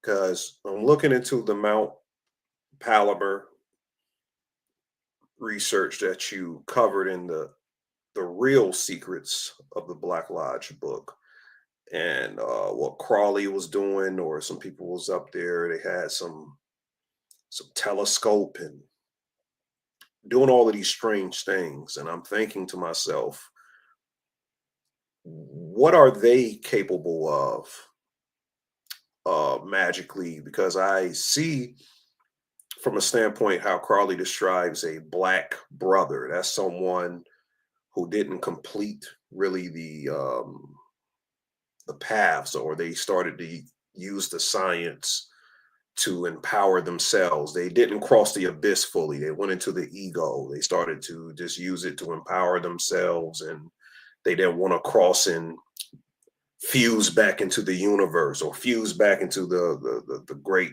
divine. They wanted to be just get right there, stop, and just get all of the information to big themselves up. So what type of magic are they capable of? And as far as egregores, how would that even go about to project a being out that isn't really physical, but it's enough magic for someone to perceive it? How is that even possible? What are we dealing with these people? Well, the egregore that they project is that they are the ascended masters, the secret chiefs. And they don't present themselves as, hi, would you like to become evil? No, that's not their style. They can come like a smell, like I heard that one woman, she smell roses sometimes when. Hold on. Take your time. They kicked me off again. Can you hear me? Yeah, we can still hear you. Foiled again. Well, that's what you do. In a way, that's the secret chiefs tuning in and saying, how do you counter their egregore? By your own. Okay. If they're claiming to be what they're not, be what you are. Be your own best self and that's where they don't have any power. In the complete secret cipher, the Euphonauts, which is about to become more complete, if I have my say, there is a section in the towards the middle of the book, the first book, Secret Cipher, where it is suggested that the way you can overcome them is by your own act of will and determination. If you're a shining light, you are an antiseptic to their misdeeds. Even someone who is deep in their clutches, there's always a good chance that you can be the sound of one hand clapping, wake them up. And I've seen that work and I've seen that fail, but they spin this egregore that they are, well, it changes, you know, they are the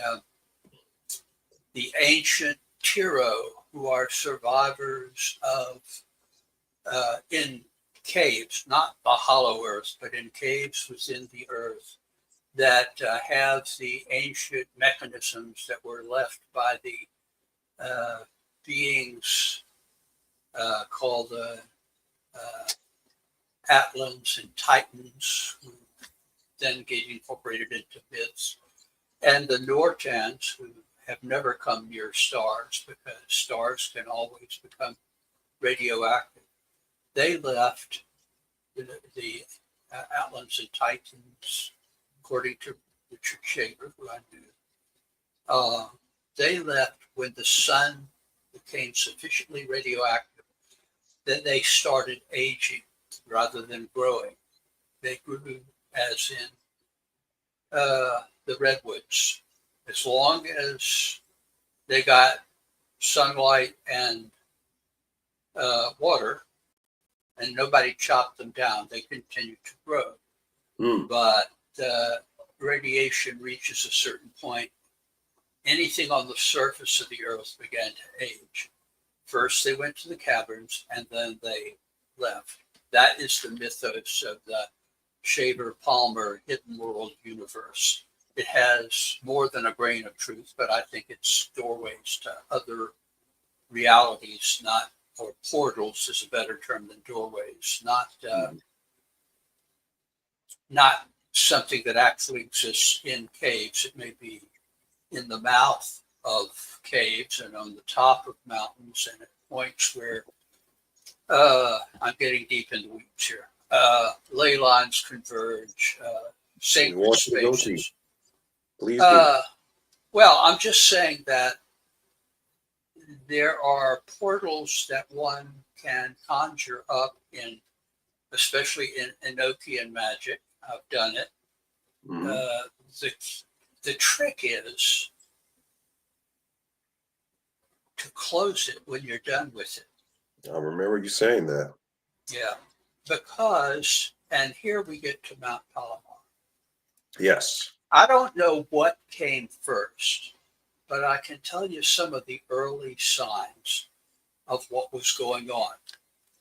Not too far from Mount Palomar, there was the only surviving lodge of Aleister Crowley's OTO. Right. It had undergone a change of mastership.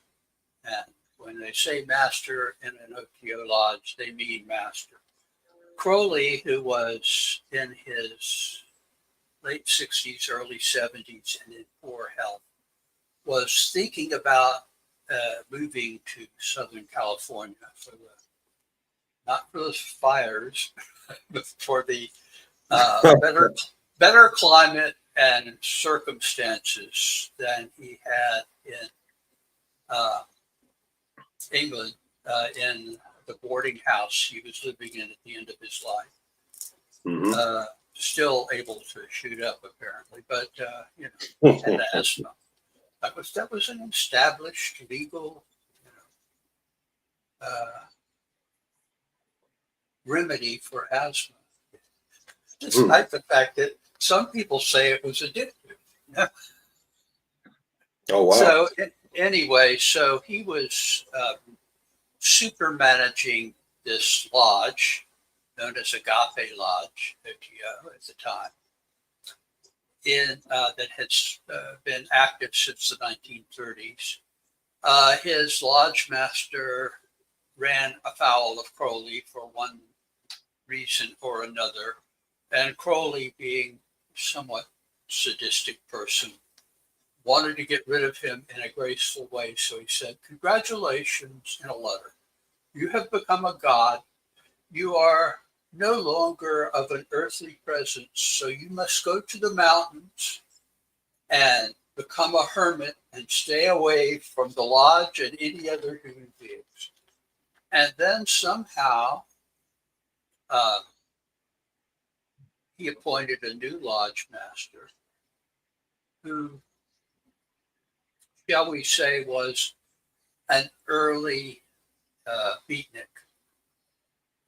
This was in the mid-1940s. Mhm. And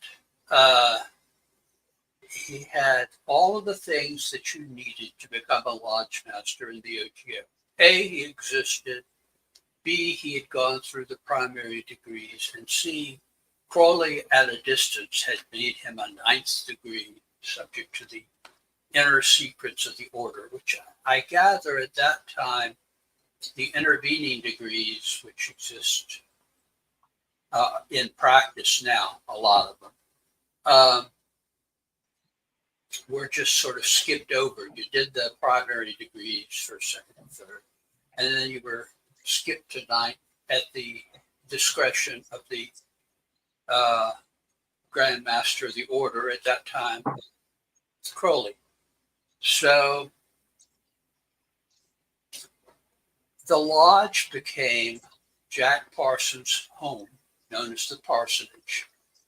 And they were doing legitimate OTO initiations and doing legitimate OTO stuff. They were also doing beatnik stuff and put out advertising, which is discouraged, and began attracting all kinds of people.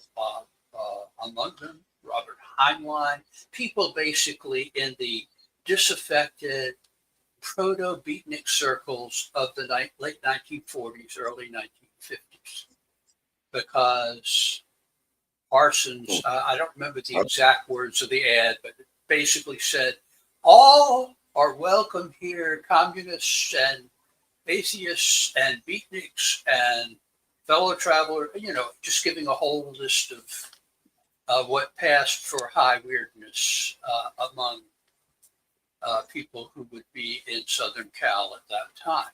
Now, this is not that far from Mount Palomar, which coincidentally, and I use that term advisedly, I say there are no coincidences, was just when the observatory /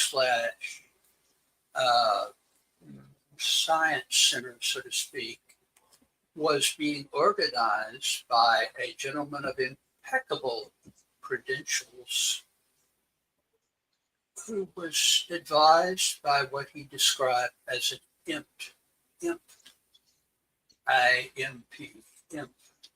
In other words, essentially a fairy, who was telling him, concentrate on looking at the sun. Yes. And this guy in turn founded the Mount Wilson Observatory and one other. I mean, I'm not a great follower of astronomy, except the astronomy that's being done by the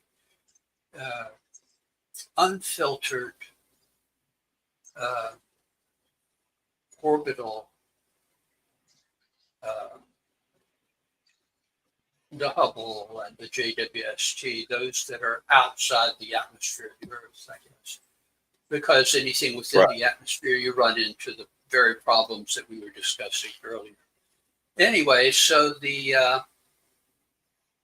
Mount Palomar Observatory was coming up just at the time that George Adamski was floating his story about contacting an alien being as science fiction in the early 1940s, which nobody bought.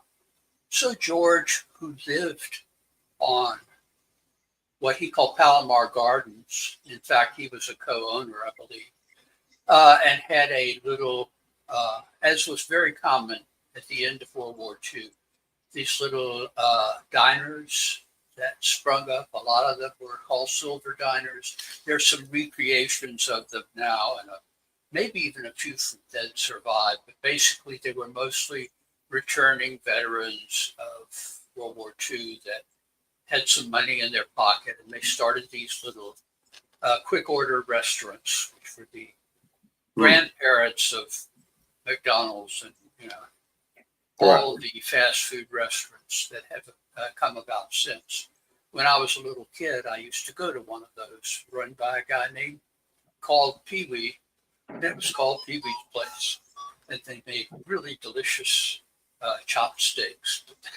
But I'm a vegan now, so I should say made pretty expensive. In any case, the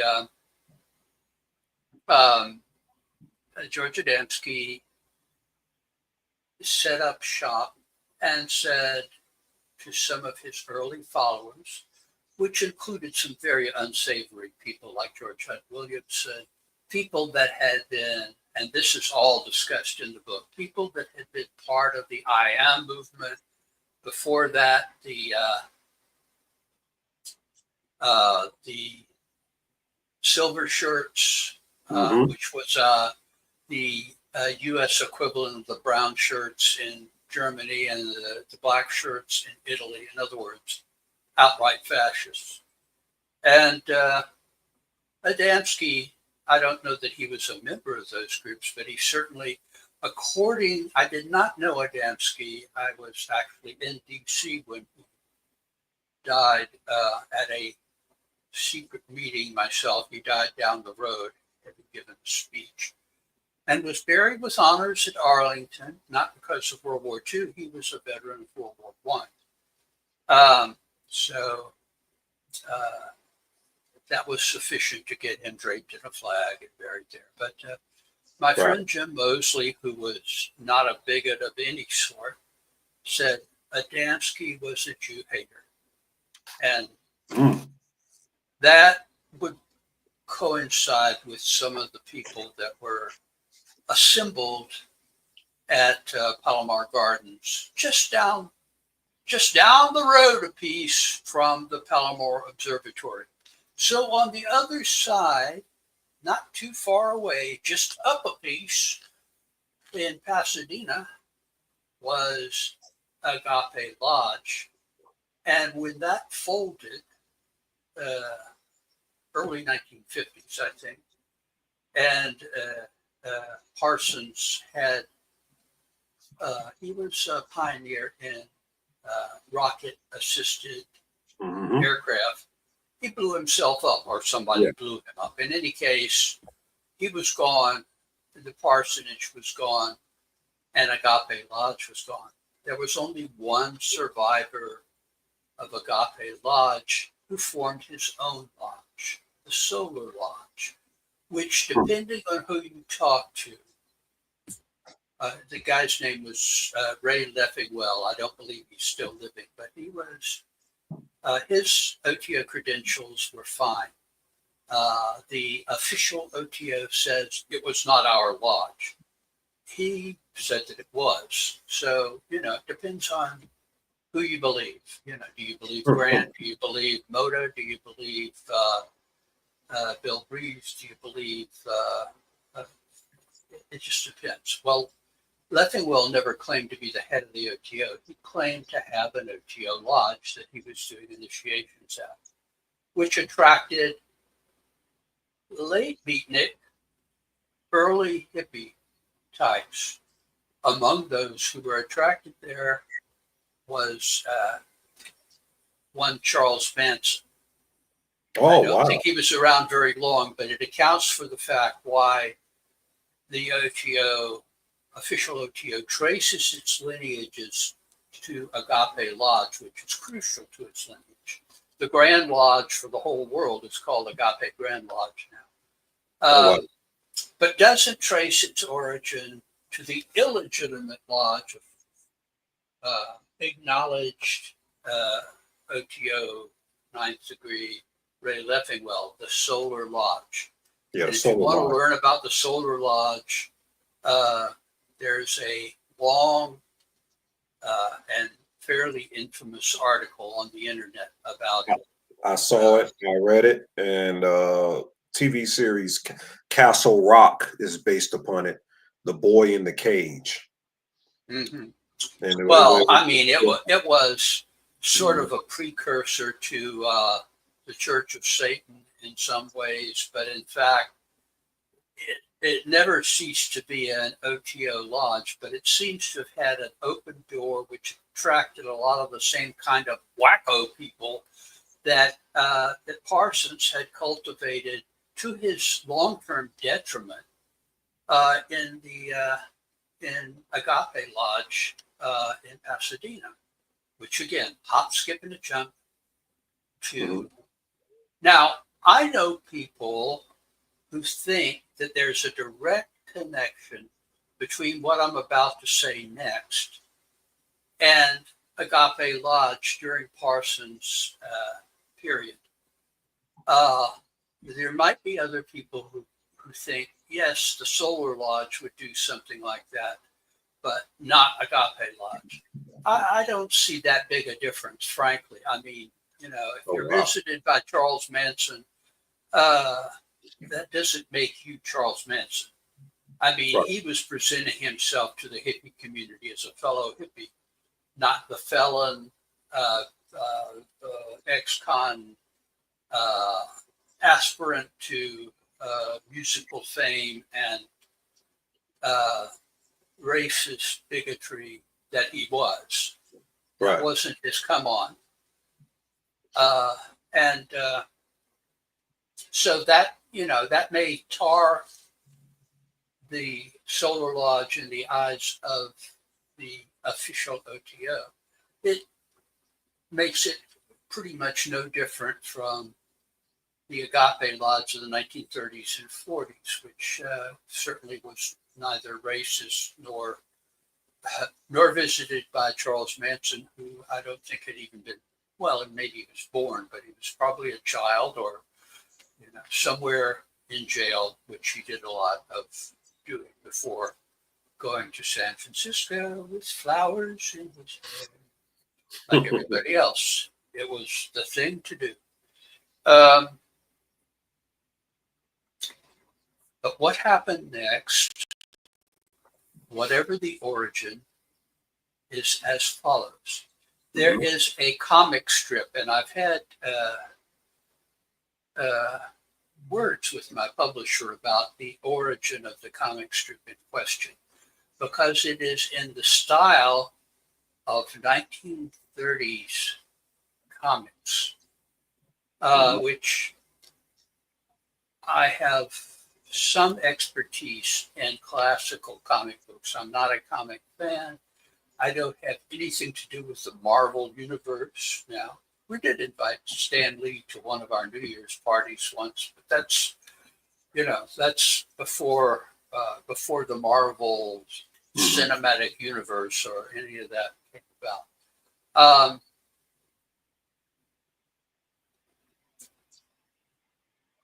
This comic strip depicts something that immediately when I saw it, probably on Twitter when it was still Twitter, and I saved it to my desktop and promptly forgot about it until it showed up again years later. And I realized, oh, wait, this is within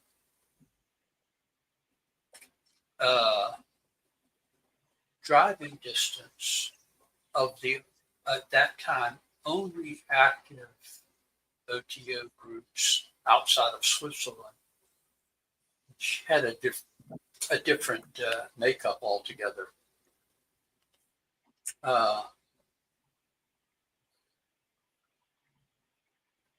Do you have the comic in front of you? It's in the book. I don't remember the name because the name isn't important. There are several different comics attached to each other, and some of them are clearly from a later period, and the general verdict of the later ones is they have to have been written a good deal later because they make reference to public figures who are well into the 1990s, even into the 2000s. But if the period piece attached to it from the 30s and 40s, and again, it's not a comic book, it's a comic strip, such as you would find in a newspaper in the 1930s or 40s. It shows a group of people by night who were apparently involved in the Aleister Crowley Gestalt. Not saying they were members or high degree members or whatever, but they snuck their way in or were invited in to the observatory, pointed it towards the star Sirius, which plays such a heavy role in a lot of the things that we are discussing, and essentially performed what used to be called, I don't know if the term is still current, a non-symbolic Gnostic Mass, which means that the priestess is naked and has sex with the priest in order to draw down the power of the star. Oh, I've thrown their secrets away. Oh. Well, not a secret. It hadn't been a secret since 1920 something, really. But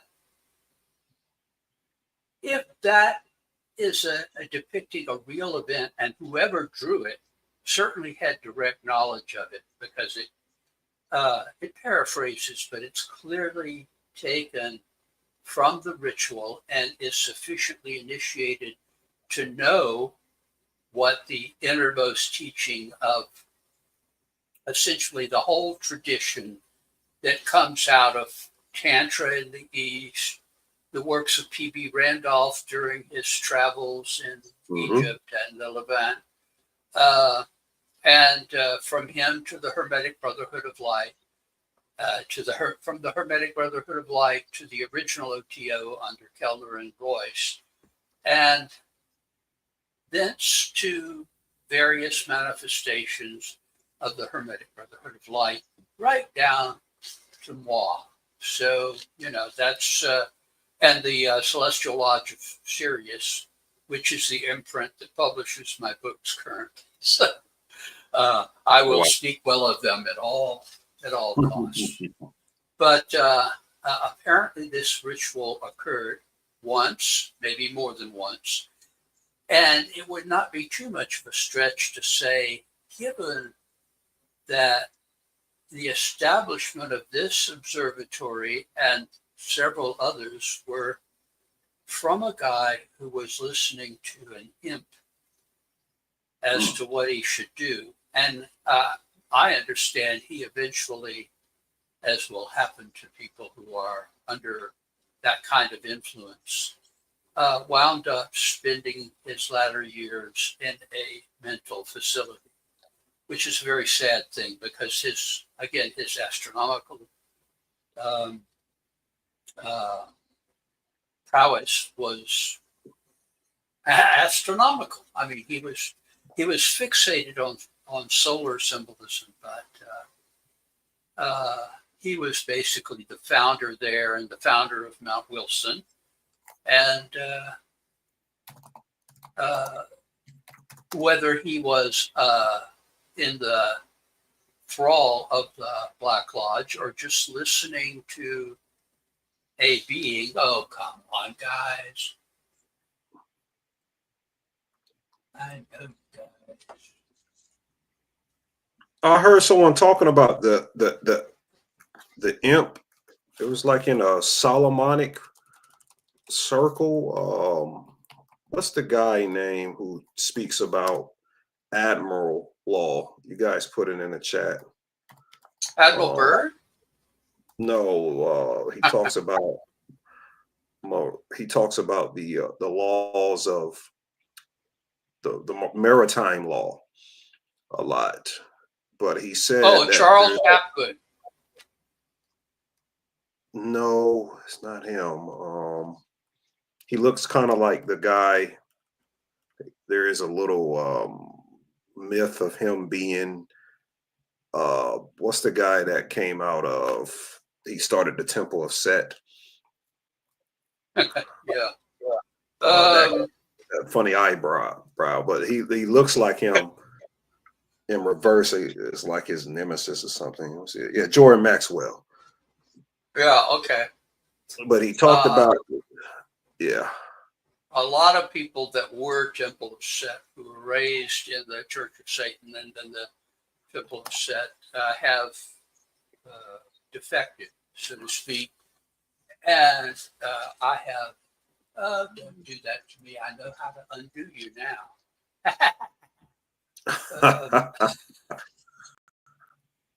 Yeah, I can't find it. I can't find the picture.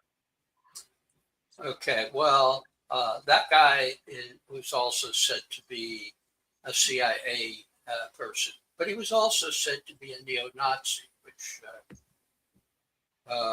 Jordan Maxwell? No. The guy that founded Temple of Set. Yeah. I know about him. He was he started some of the mind control projects in the military. Yeah, well, exactly. And I don't think that he was non-sincere. And the Temple of Set has been accused of a lot of things, but it certainly is not it doesn't have the marks of Nazism, except that he was a fan of, Michael Aquino. Yes, Aquino. Yeah. His successor was a science fiction writer in Texas who probably doesn't have a bigoted bone in his body. He resigned and went back to Aquino, who went on to his whatever reward. And the last I heard, the high priestess of the Temple of Set was a woman of color. And that isn't something that hardly happens in a lot of Nazi groups. So, it's just, and I mean, I have inside knowledge there from one of my wives, we'll put it that way, who was a priestess of the temple at one time before she found God. You said there is a colored woman that's a priestess of the Temple of Set now? Mm-hmm. And probably therefore appointed by Aquino. So makes sense. Yeah, makes sense.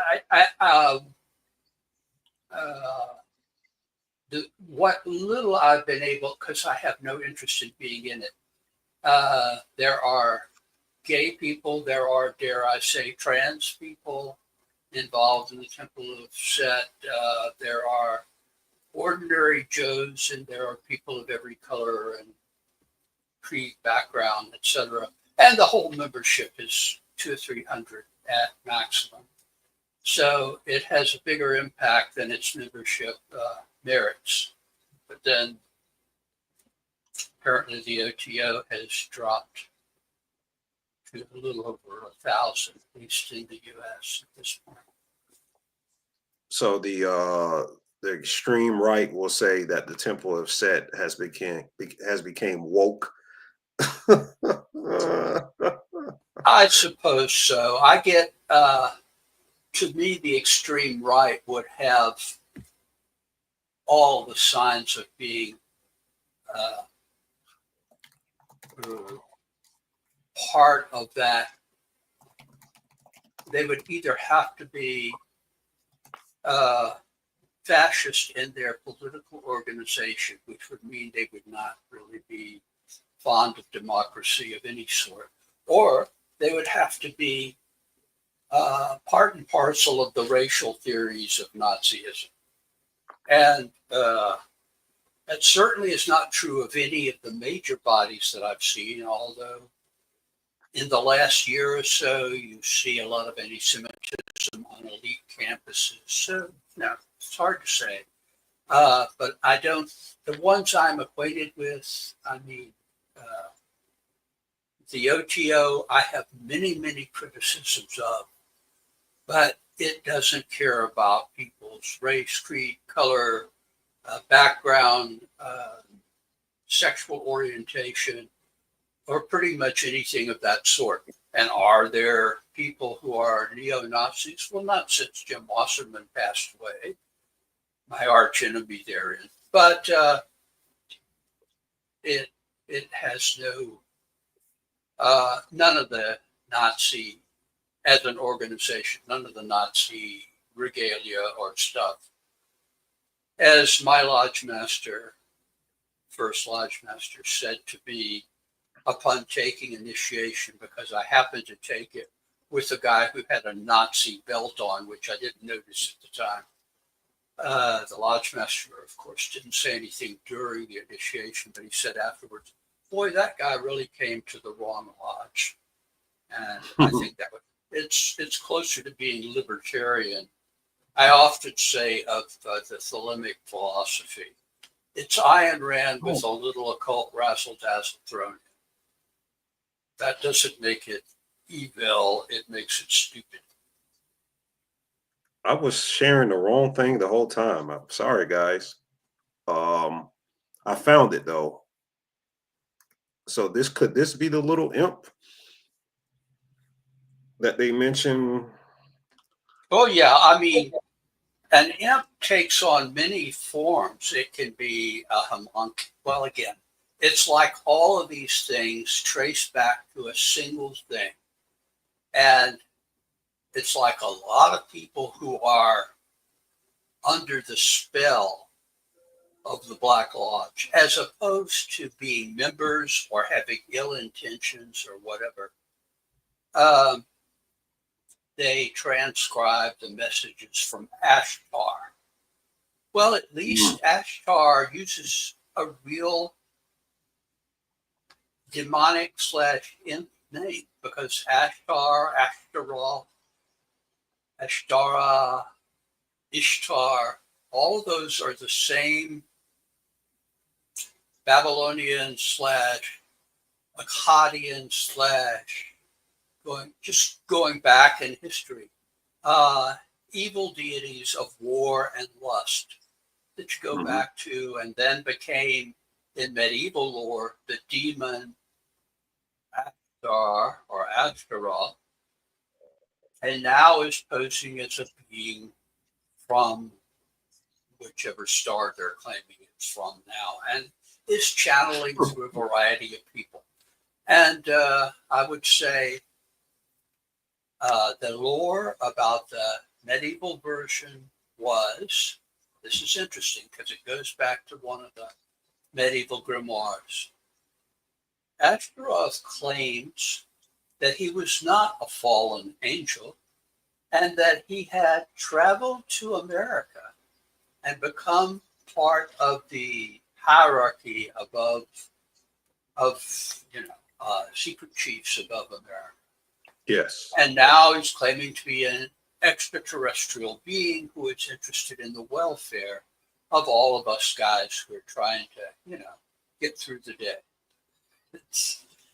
It's something to be avoided. And in answer to your question, the second one, the one on the right, looks very much like that. So that would call itself Mephistopheles.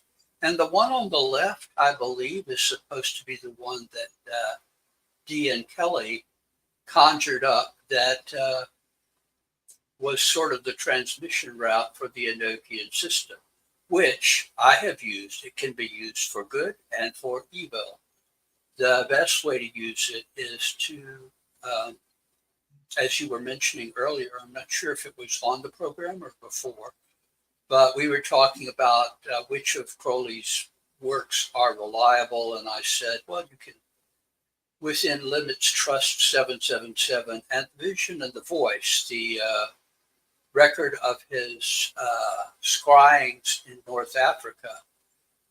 I have tested it and found it to be consistent with my own experiences in the Enochian workings. So, you know, it's as good as it gets. And just remember to, if you invoke, don't forget to banish. Actually, the one that's as close to anything that Crowley described is the one with the hooded figures, which are, well, take Yoda out of there. That's not fair. Hey, I've seen Yoda in a trance off of psychedelics. I've seen his face appear when I made contact with a being called Nema. That's when I researched and I found Nema Nadahata of the ice. What was her lodge? The New Isis Lodge. No, that was Grant's Lodge, I think. Was it Mayat? It's Mayat, the Mayat Lodge. Something Mayat. Yeah, that was her deal. That she subscribed to Frater Akkad's announcement of the Eon of Mot, which is another way of saying, forget about Thelema. This is the Eon of truth and justice. Right. Right. So, and they have a site on Facebook too, which technically I'm a moderator of, but I don't know how I got to be because I don't even go there. But you're more than well. It's open to anybody, I think. What is it called? I have no idea. It's okay, but if you go to Sora Nema on Facebook groups, I'm sure you'll find it. Okay, I'm looking at that now. But yeah, I made contact and I saw a Yoda face, and I was so has everyone, not everyone, many people that do psychedelics going at least back to the 1960s. It was what first alerted me. This is during the, shall we say, the Timothy Leary era of psychedelic experimentation. There was a book during that period called The Varieties of Psychedelic Experiences. And because I did not do psychedelics, but was interested, as were all the people who were involved in paranormal stuff back then, I read the book, and one of the things that struck me was lots and lots of people independently were having trips wherein they encountered the little people or one or another version of that. And that has continued on up to Palo Arco, the South American drug, whatever. Right. It's a psychiatric drug now. The Salvador. No, it's you know the name. It shows how much psychedelic stuff is on the top of my head. You know? Ayahuasca? Yeah, ayahuasca. Okay. I said Palo de Arco, which is a South American herb, but it isn't psychedelic. It, however, is a cure for many conditions, according to the indigenous inhabitants of South America, which may be the indigenous inhabitants of the survivals of Lemuria and Atlantis, terms used guardedly. Right.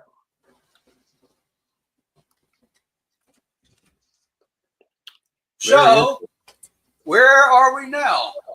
We're about there. I guess we can close it out with a Q&A if anybody's interested. Okay, y'all come on, or I won't think nobody's watching. Okay. Do we have any questions? And we appreciate you so much because we want to reignite the insight into the magic, because I feel like there is a Aeon, a Mayat here going into the Trump Musk golden age, quote unquote, if you want to look at it that way. Because I'm For really, those who think that, tell me that 2 years from now, not 4, 2 years from now. yeah, I'm with you with that. I really don't get down with most people thinking, he's a savior archetype and the regime. I like some of the stuff RFK is doing, taking some of the red dye, but everything has a polarity once you understand the 7 laws of Hermeticism. And from what I understand, even looking at Marina Abramovich, the witch of Hollywood, saying that Trump is like the chaos magician of the ages and stuff like that. You just got to just heed. You just got to just heed when you hear and you see certain things. They anointed him a little bit too much, so I'm on the side of I'm not a supporter. There are people that I respect a lot and whose views are not too different from my own.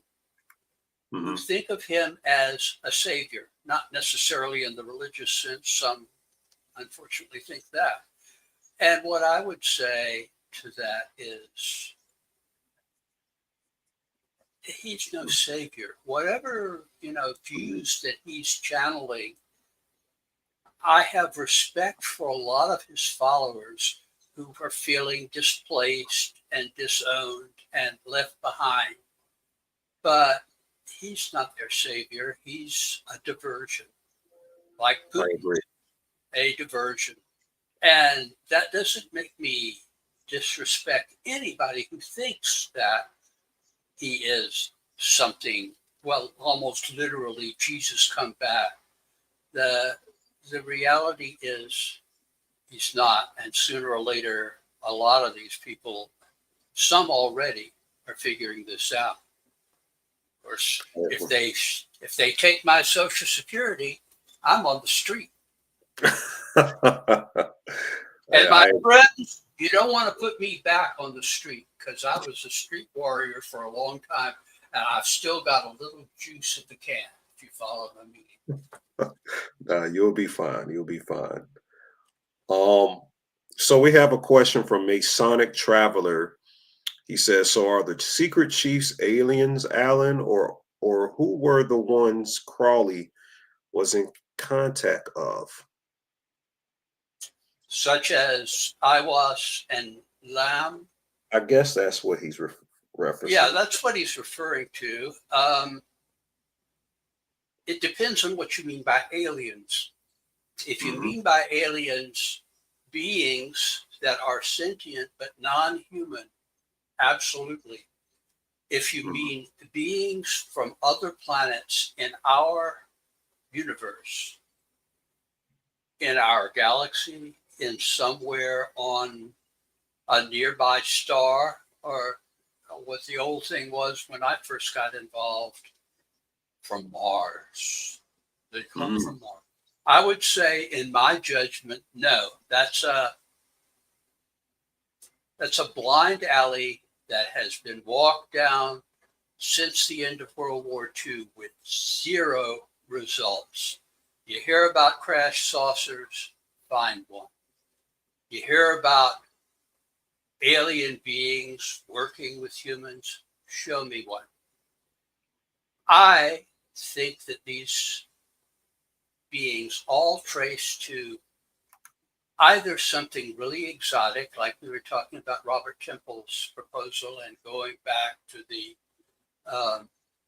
They Live in the Sky 1950s thing. But it's either that or something like the many worlds interpretation of quantum mechanics. They come from other brains, BRANES, other membranes. Yeah. And that they have found a way to come through to us. Just as in magic, we make doorways to them. Powerful. I love that. I love that answer.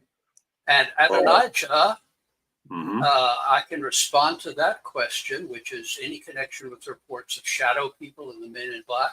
Absolutely. Mm-hmm. I think they fall into three categories. Tulpas, created by the Black Lodge, real government agents that are following out the CIA dictum about to get rid of the private UFO groups, flying saucer groups. They compromise national security for a variety of reasons, which we'd have to do a whole program on that. Yes, or we can. They are actually agents of the Black Lodge trying to scare the bejesus out of people and having a pretty good record of success there. Shadow people, the men in black. By the way,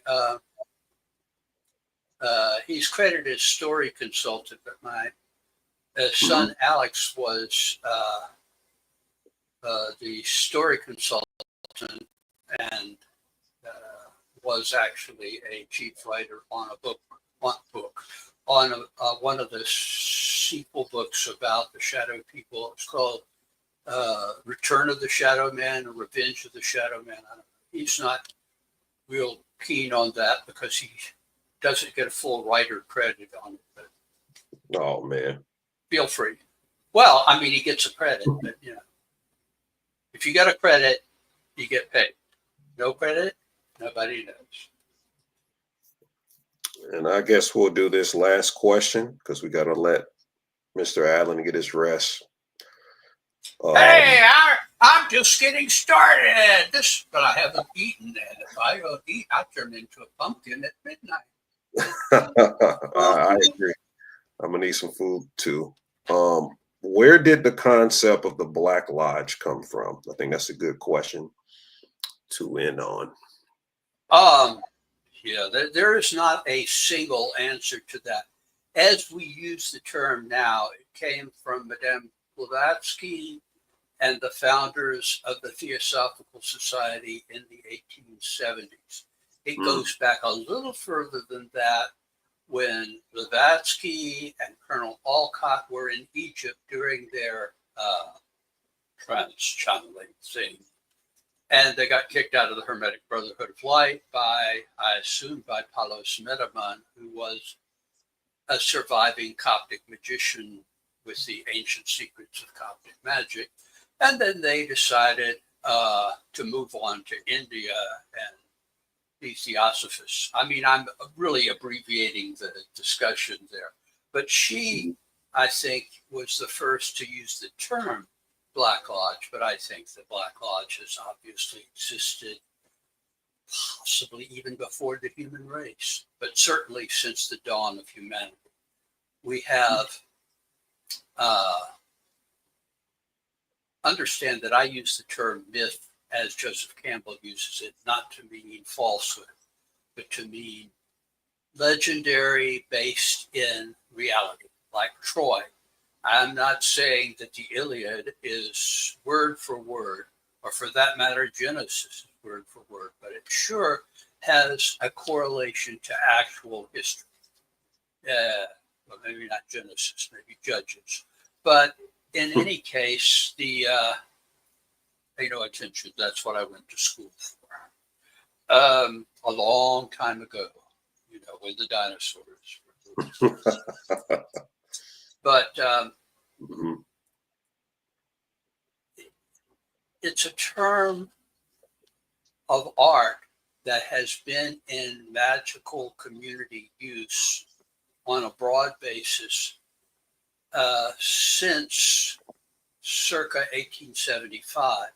It was adopted by the Golden Dawn, the AA, the various organizations that pretend to be the Golden Dawn and pretend to be the AA. and pretend to be a bunch of other things coming forward to right now.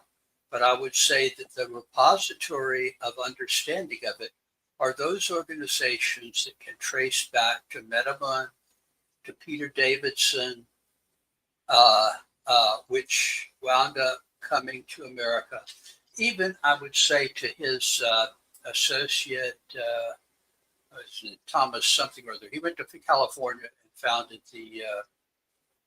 the Church of Light, which is still around as far as I know. They have carried the idea forward to the present. Thomas Burgoyne, Mrs. Oh yeah, Thomas Burgoyne.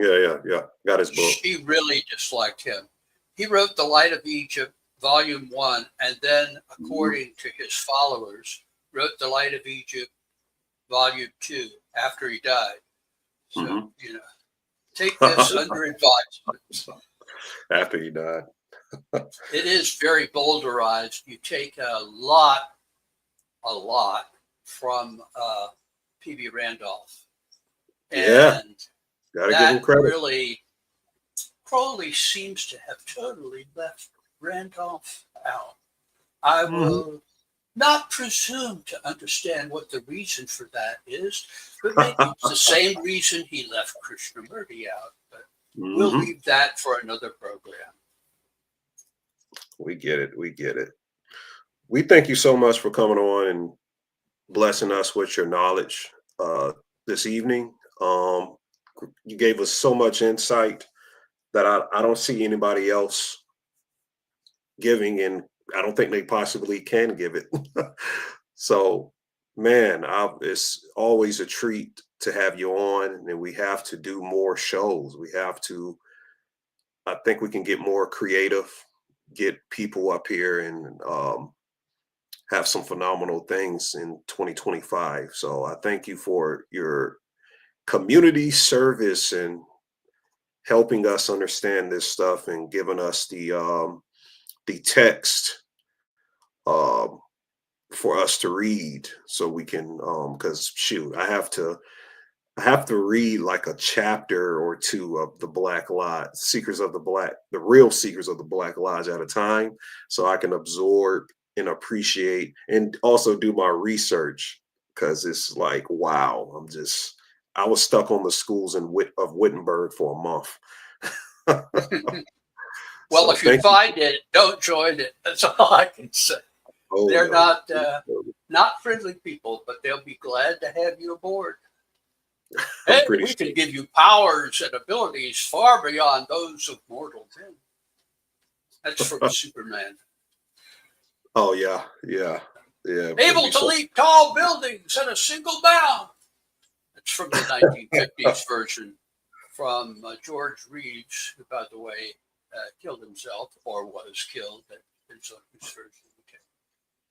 And the next guy to play Superman, of course, had a tragic accident and Christopher became a quadruped. I would say stay away from.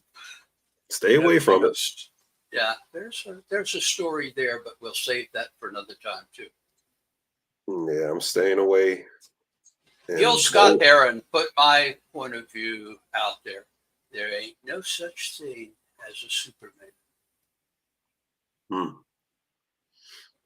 Yeah, I heard it's a song.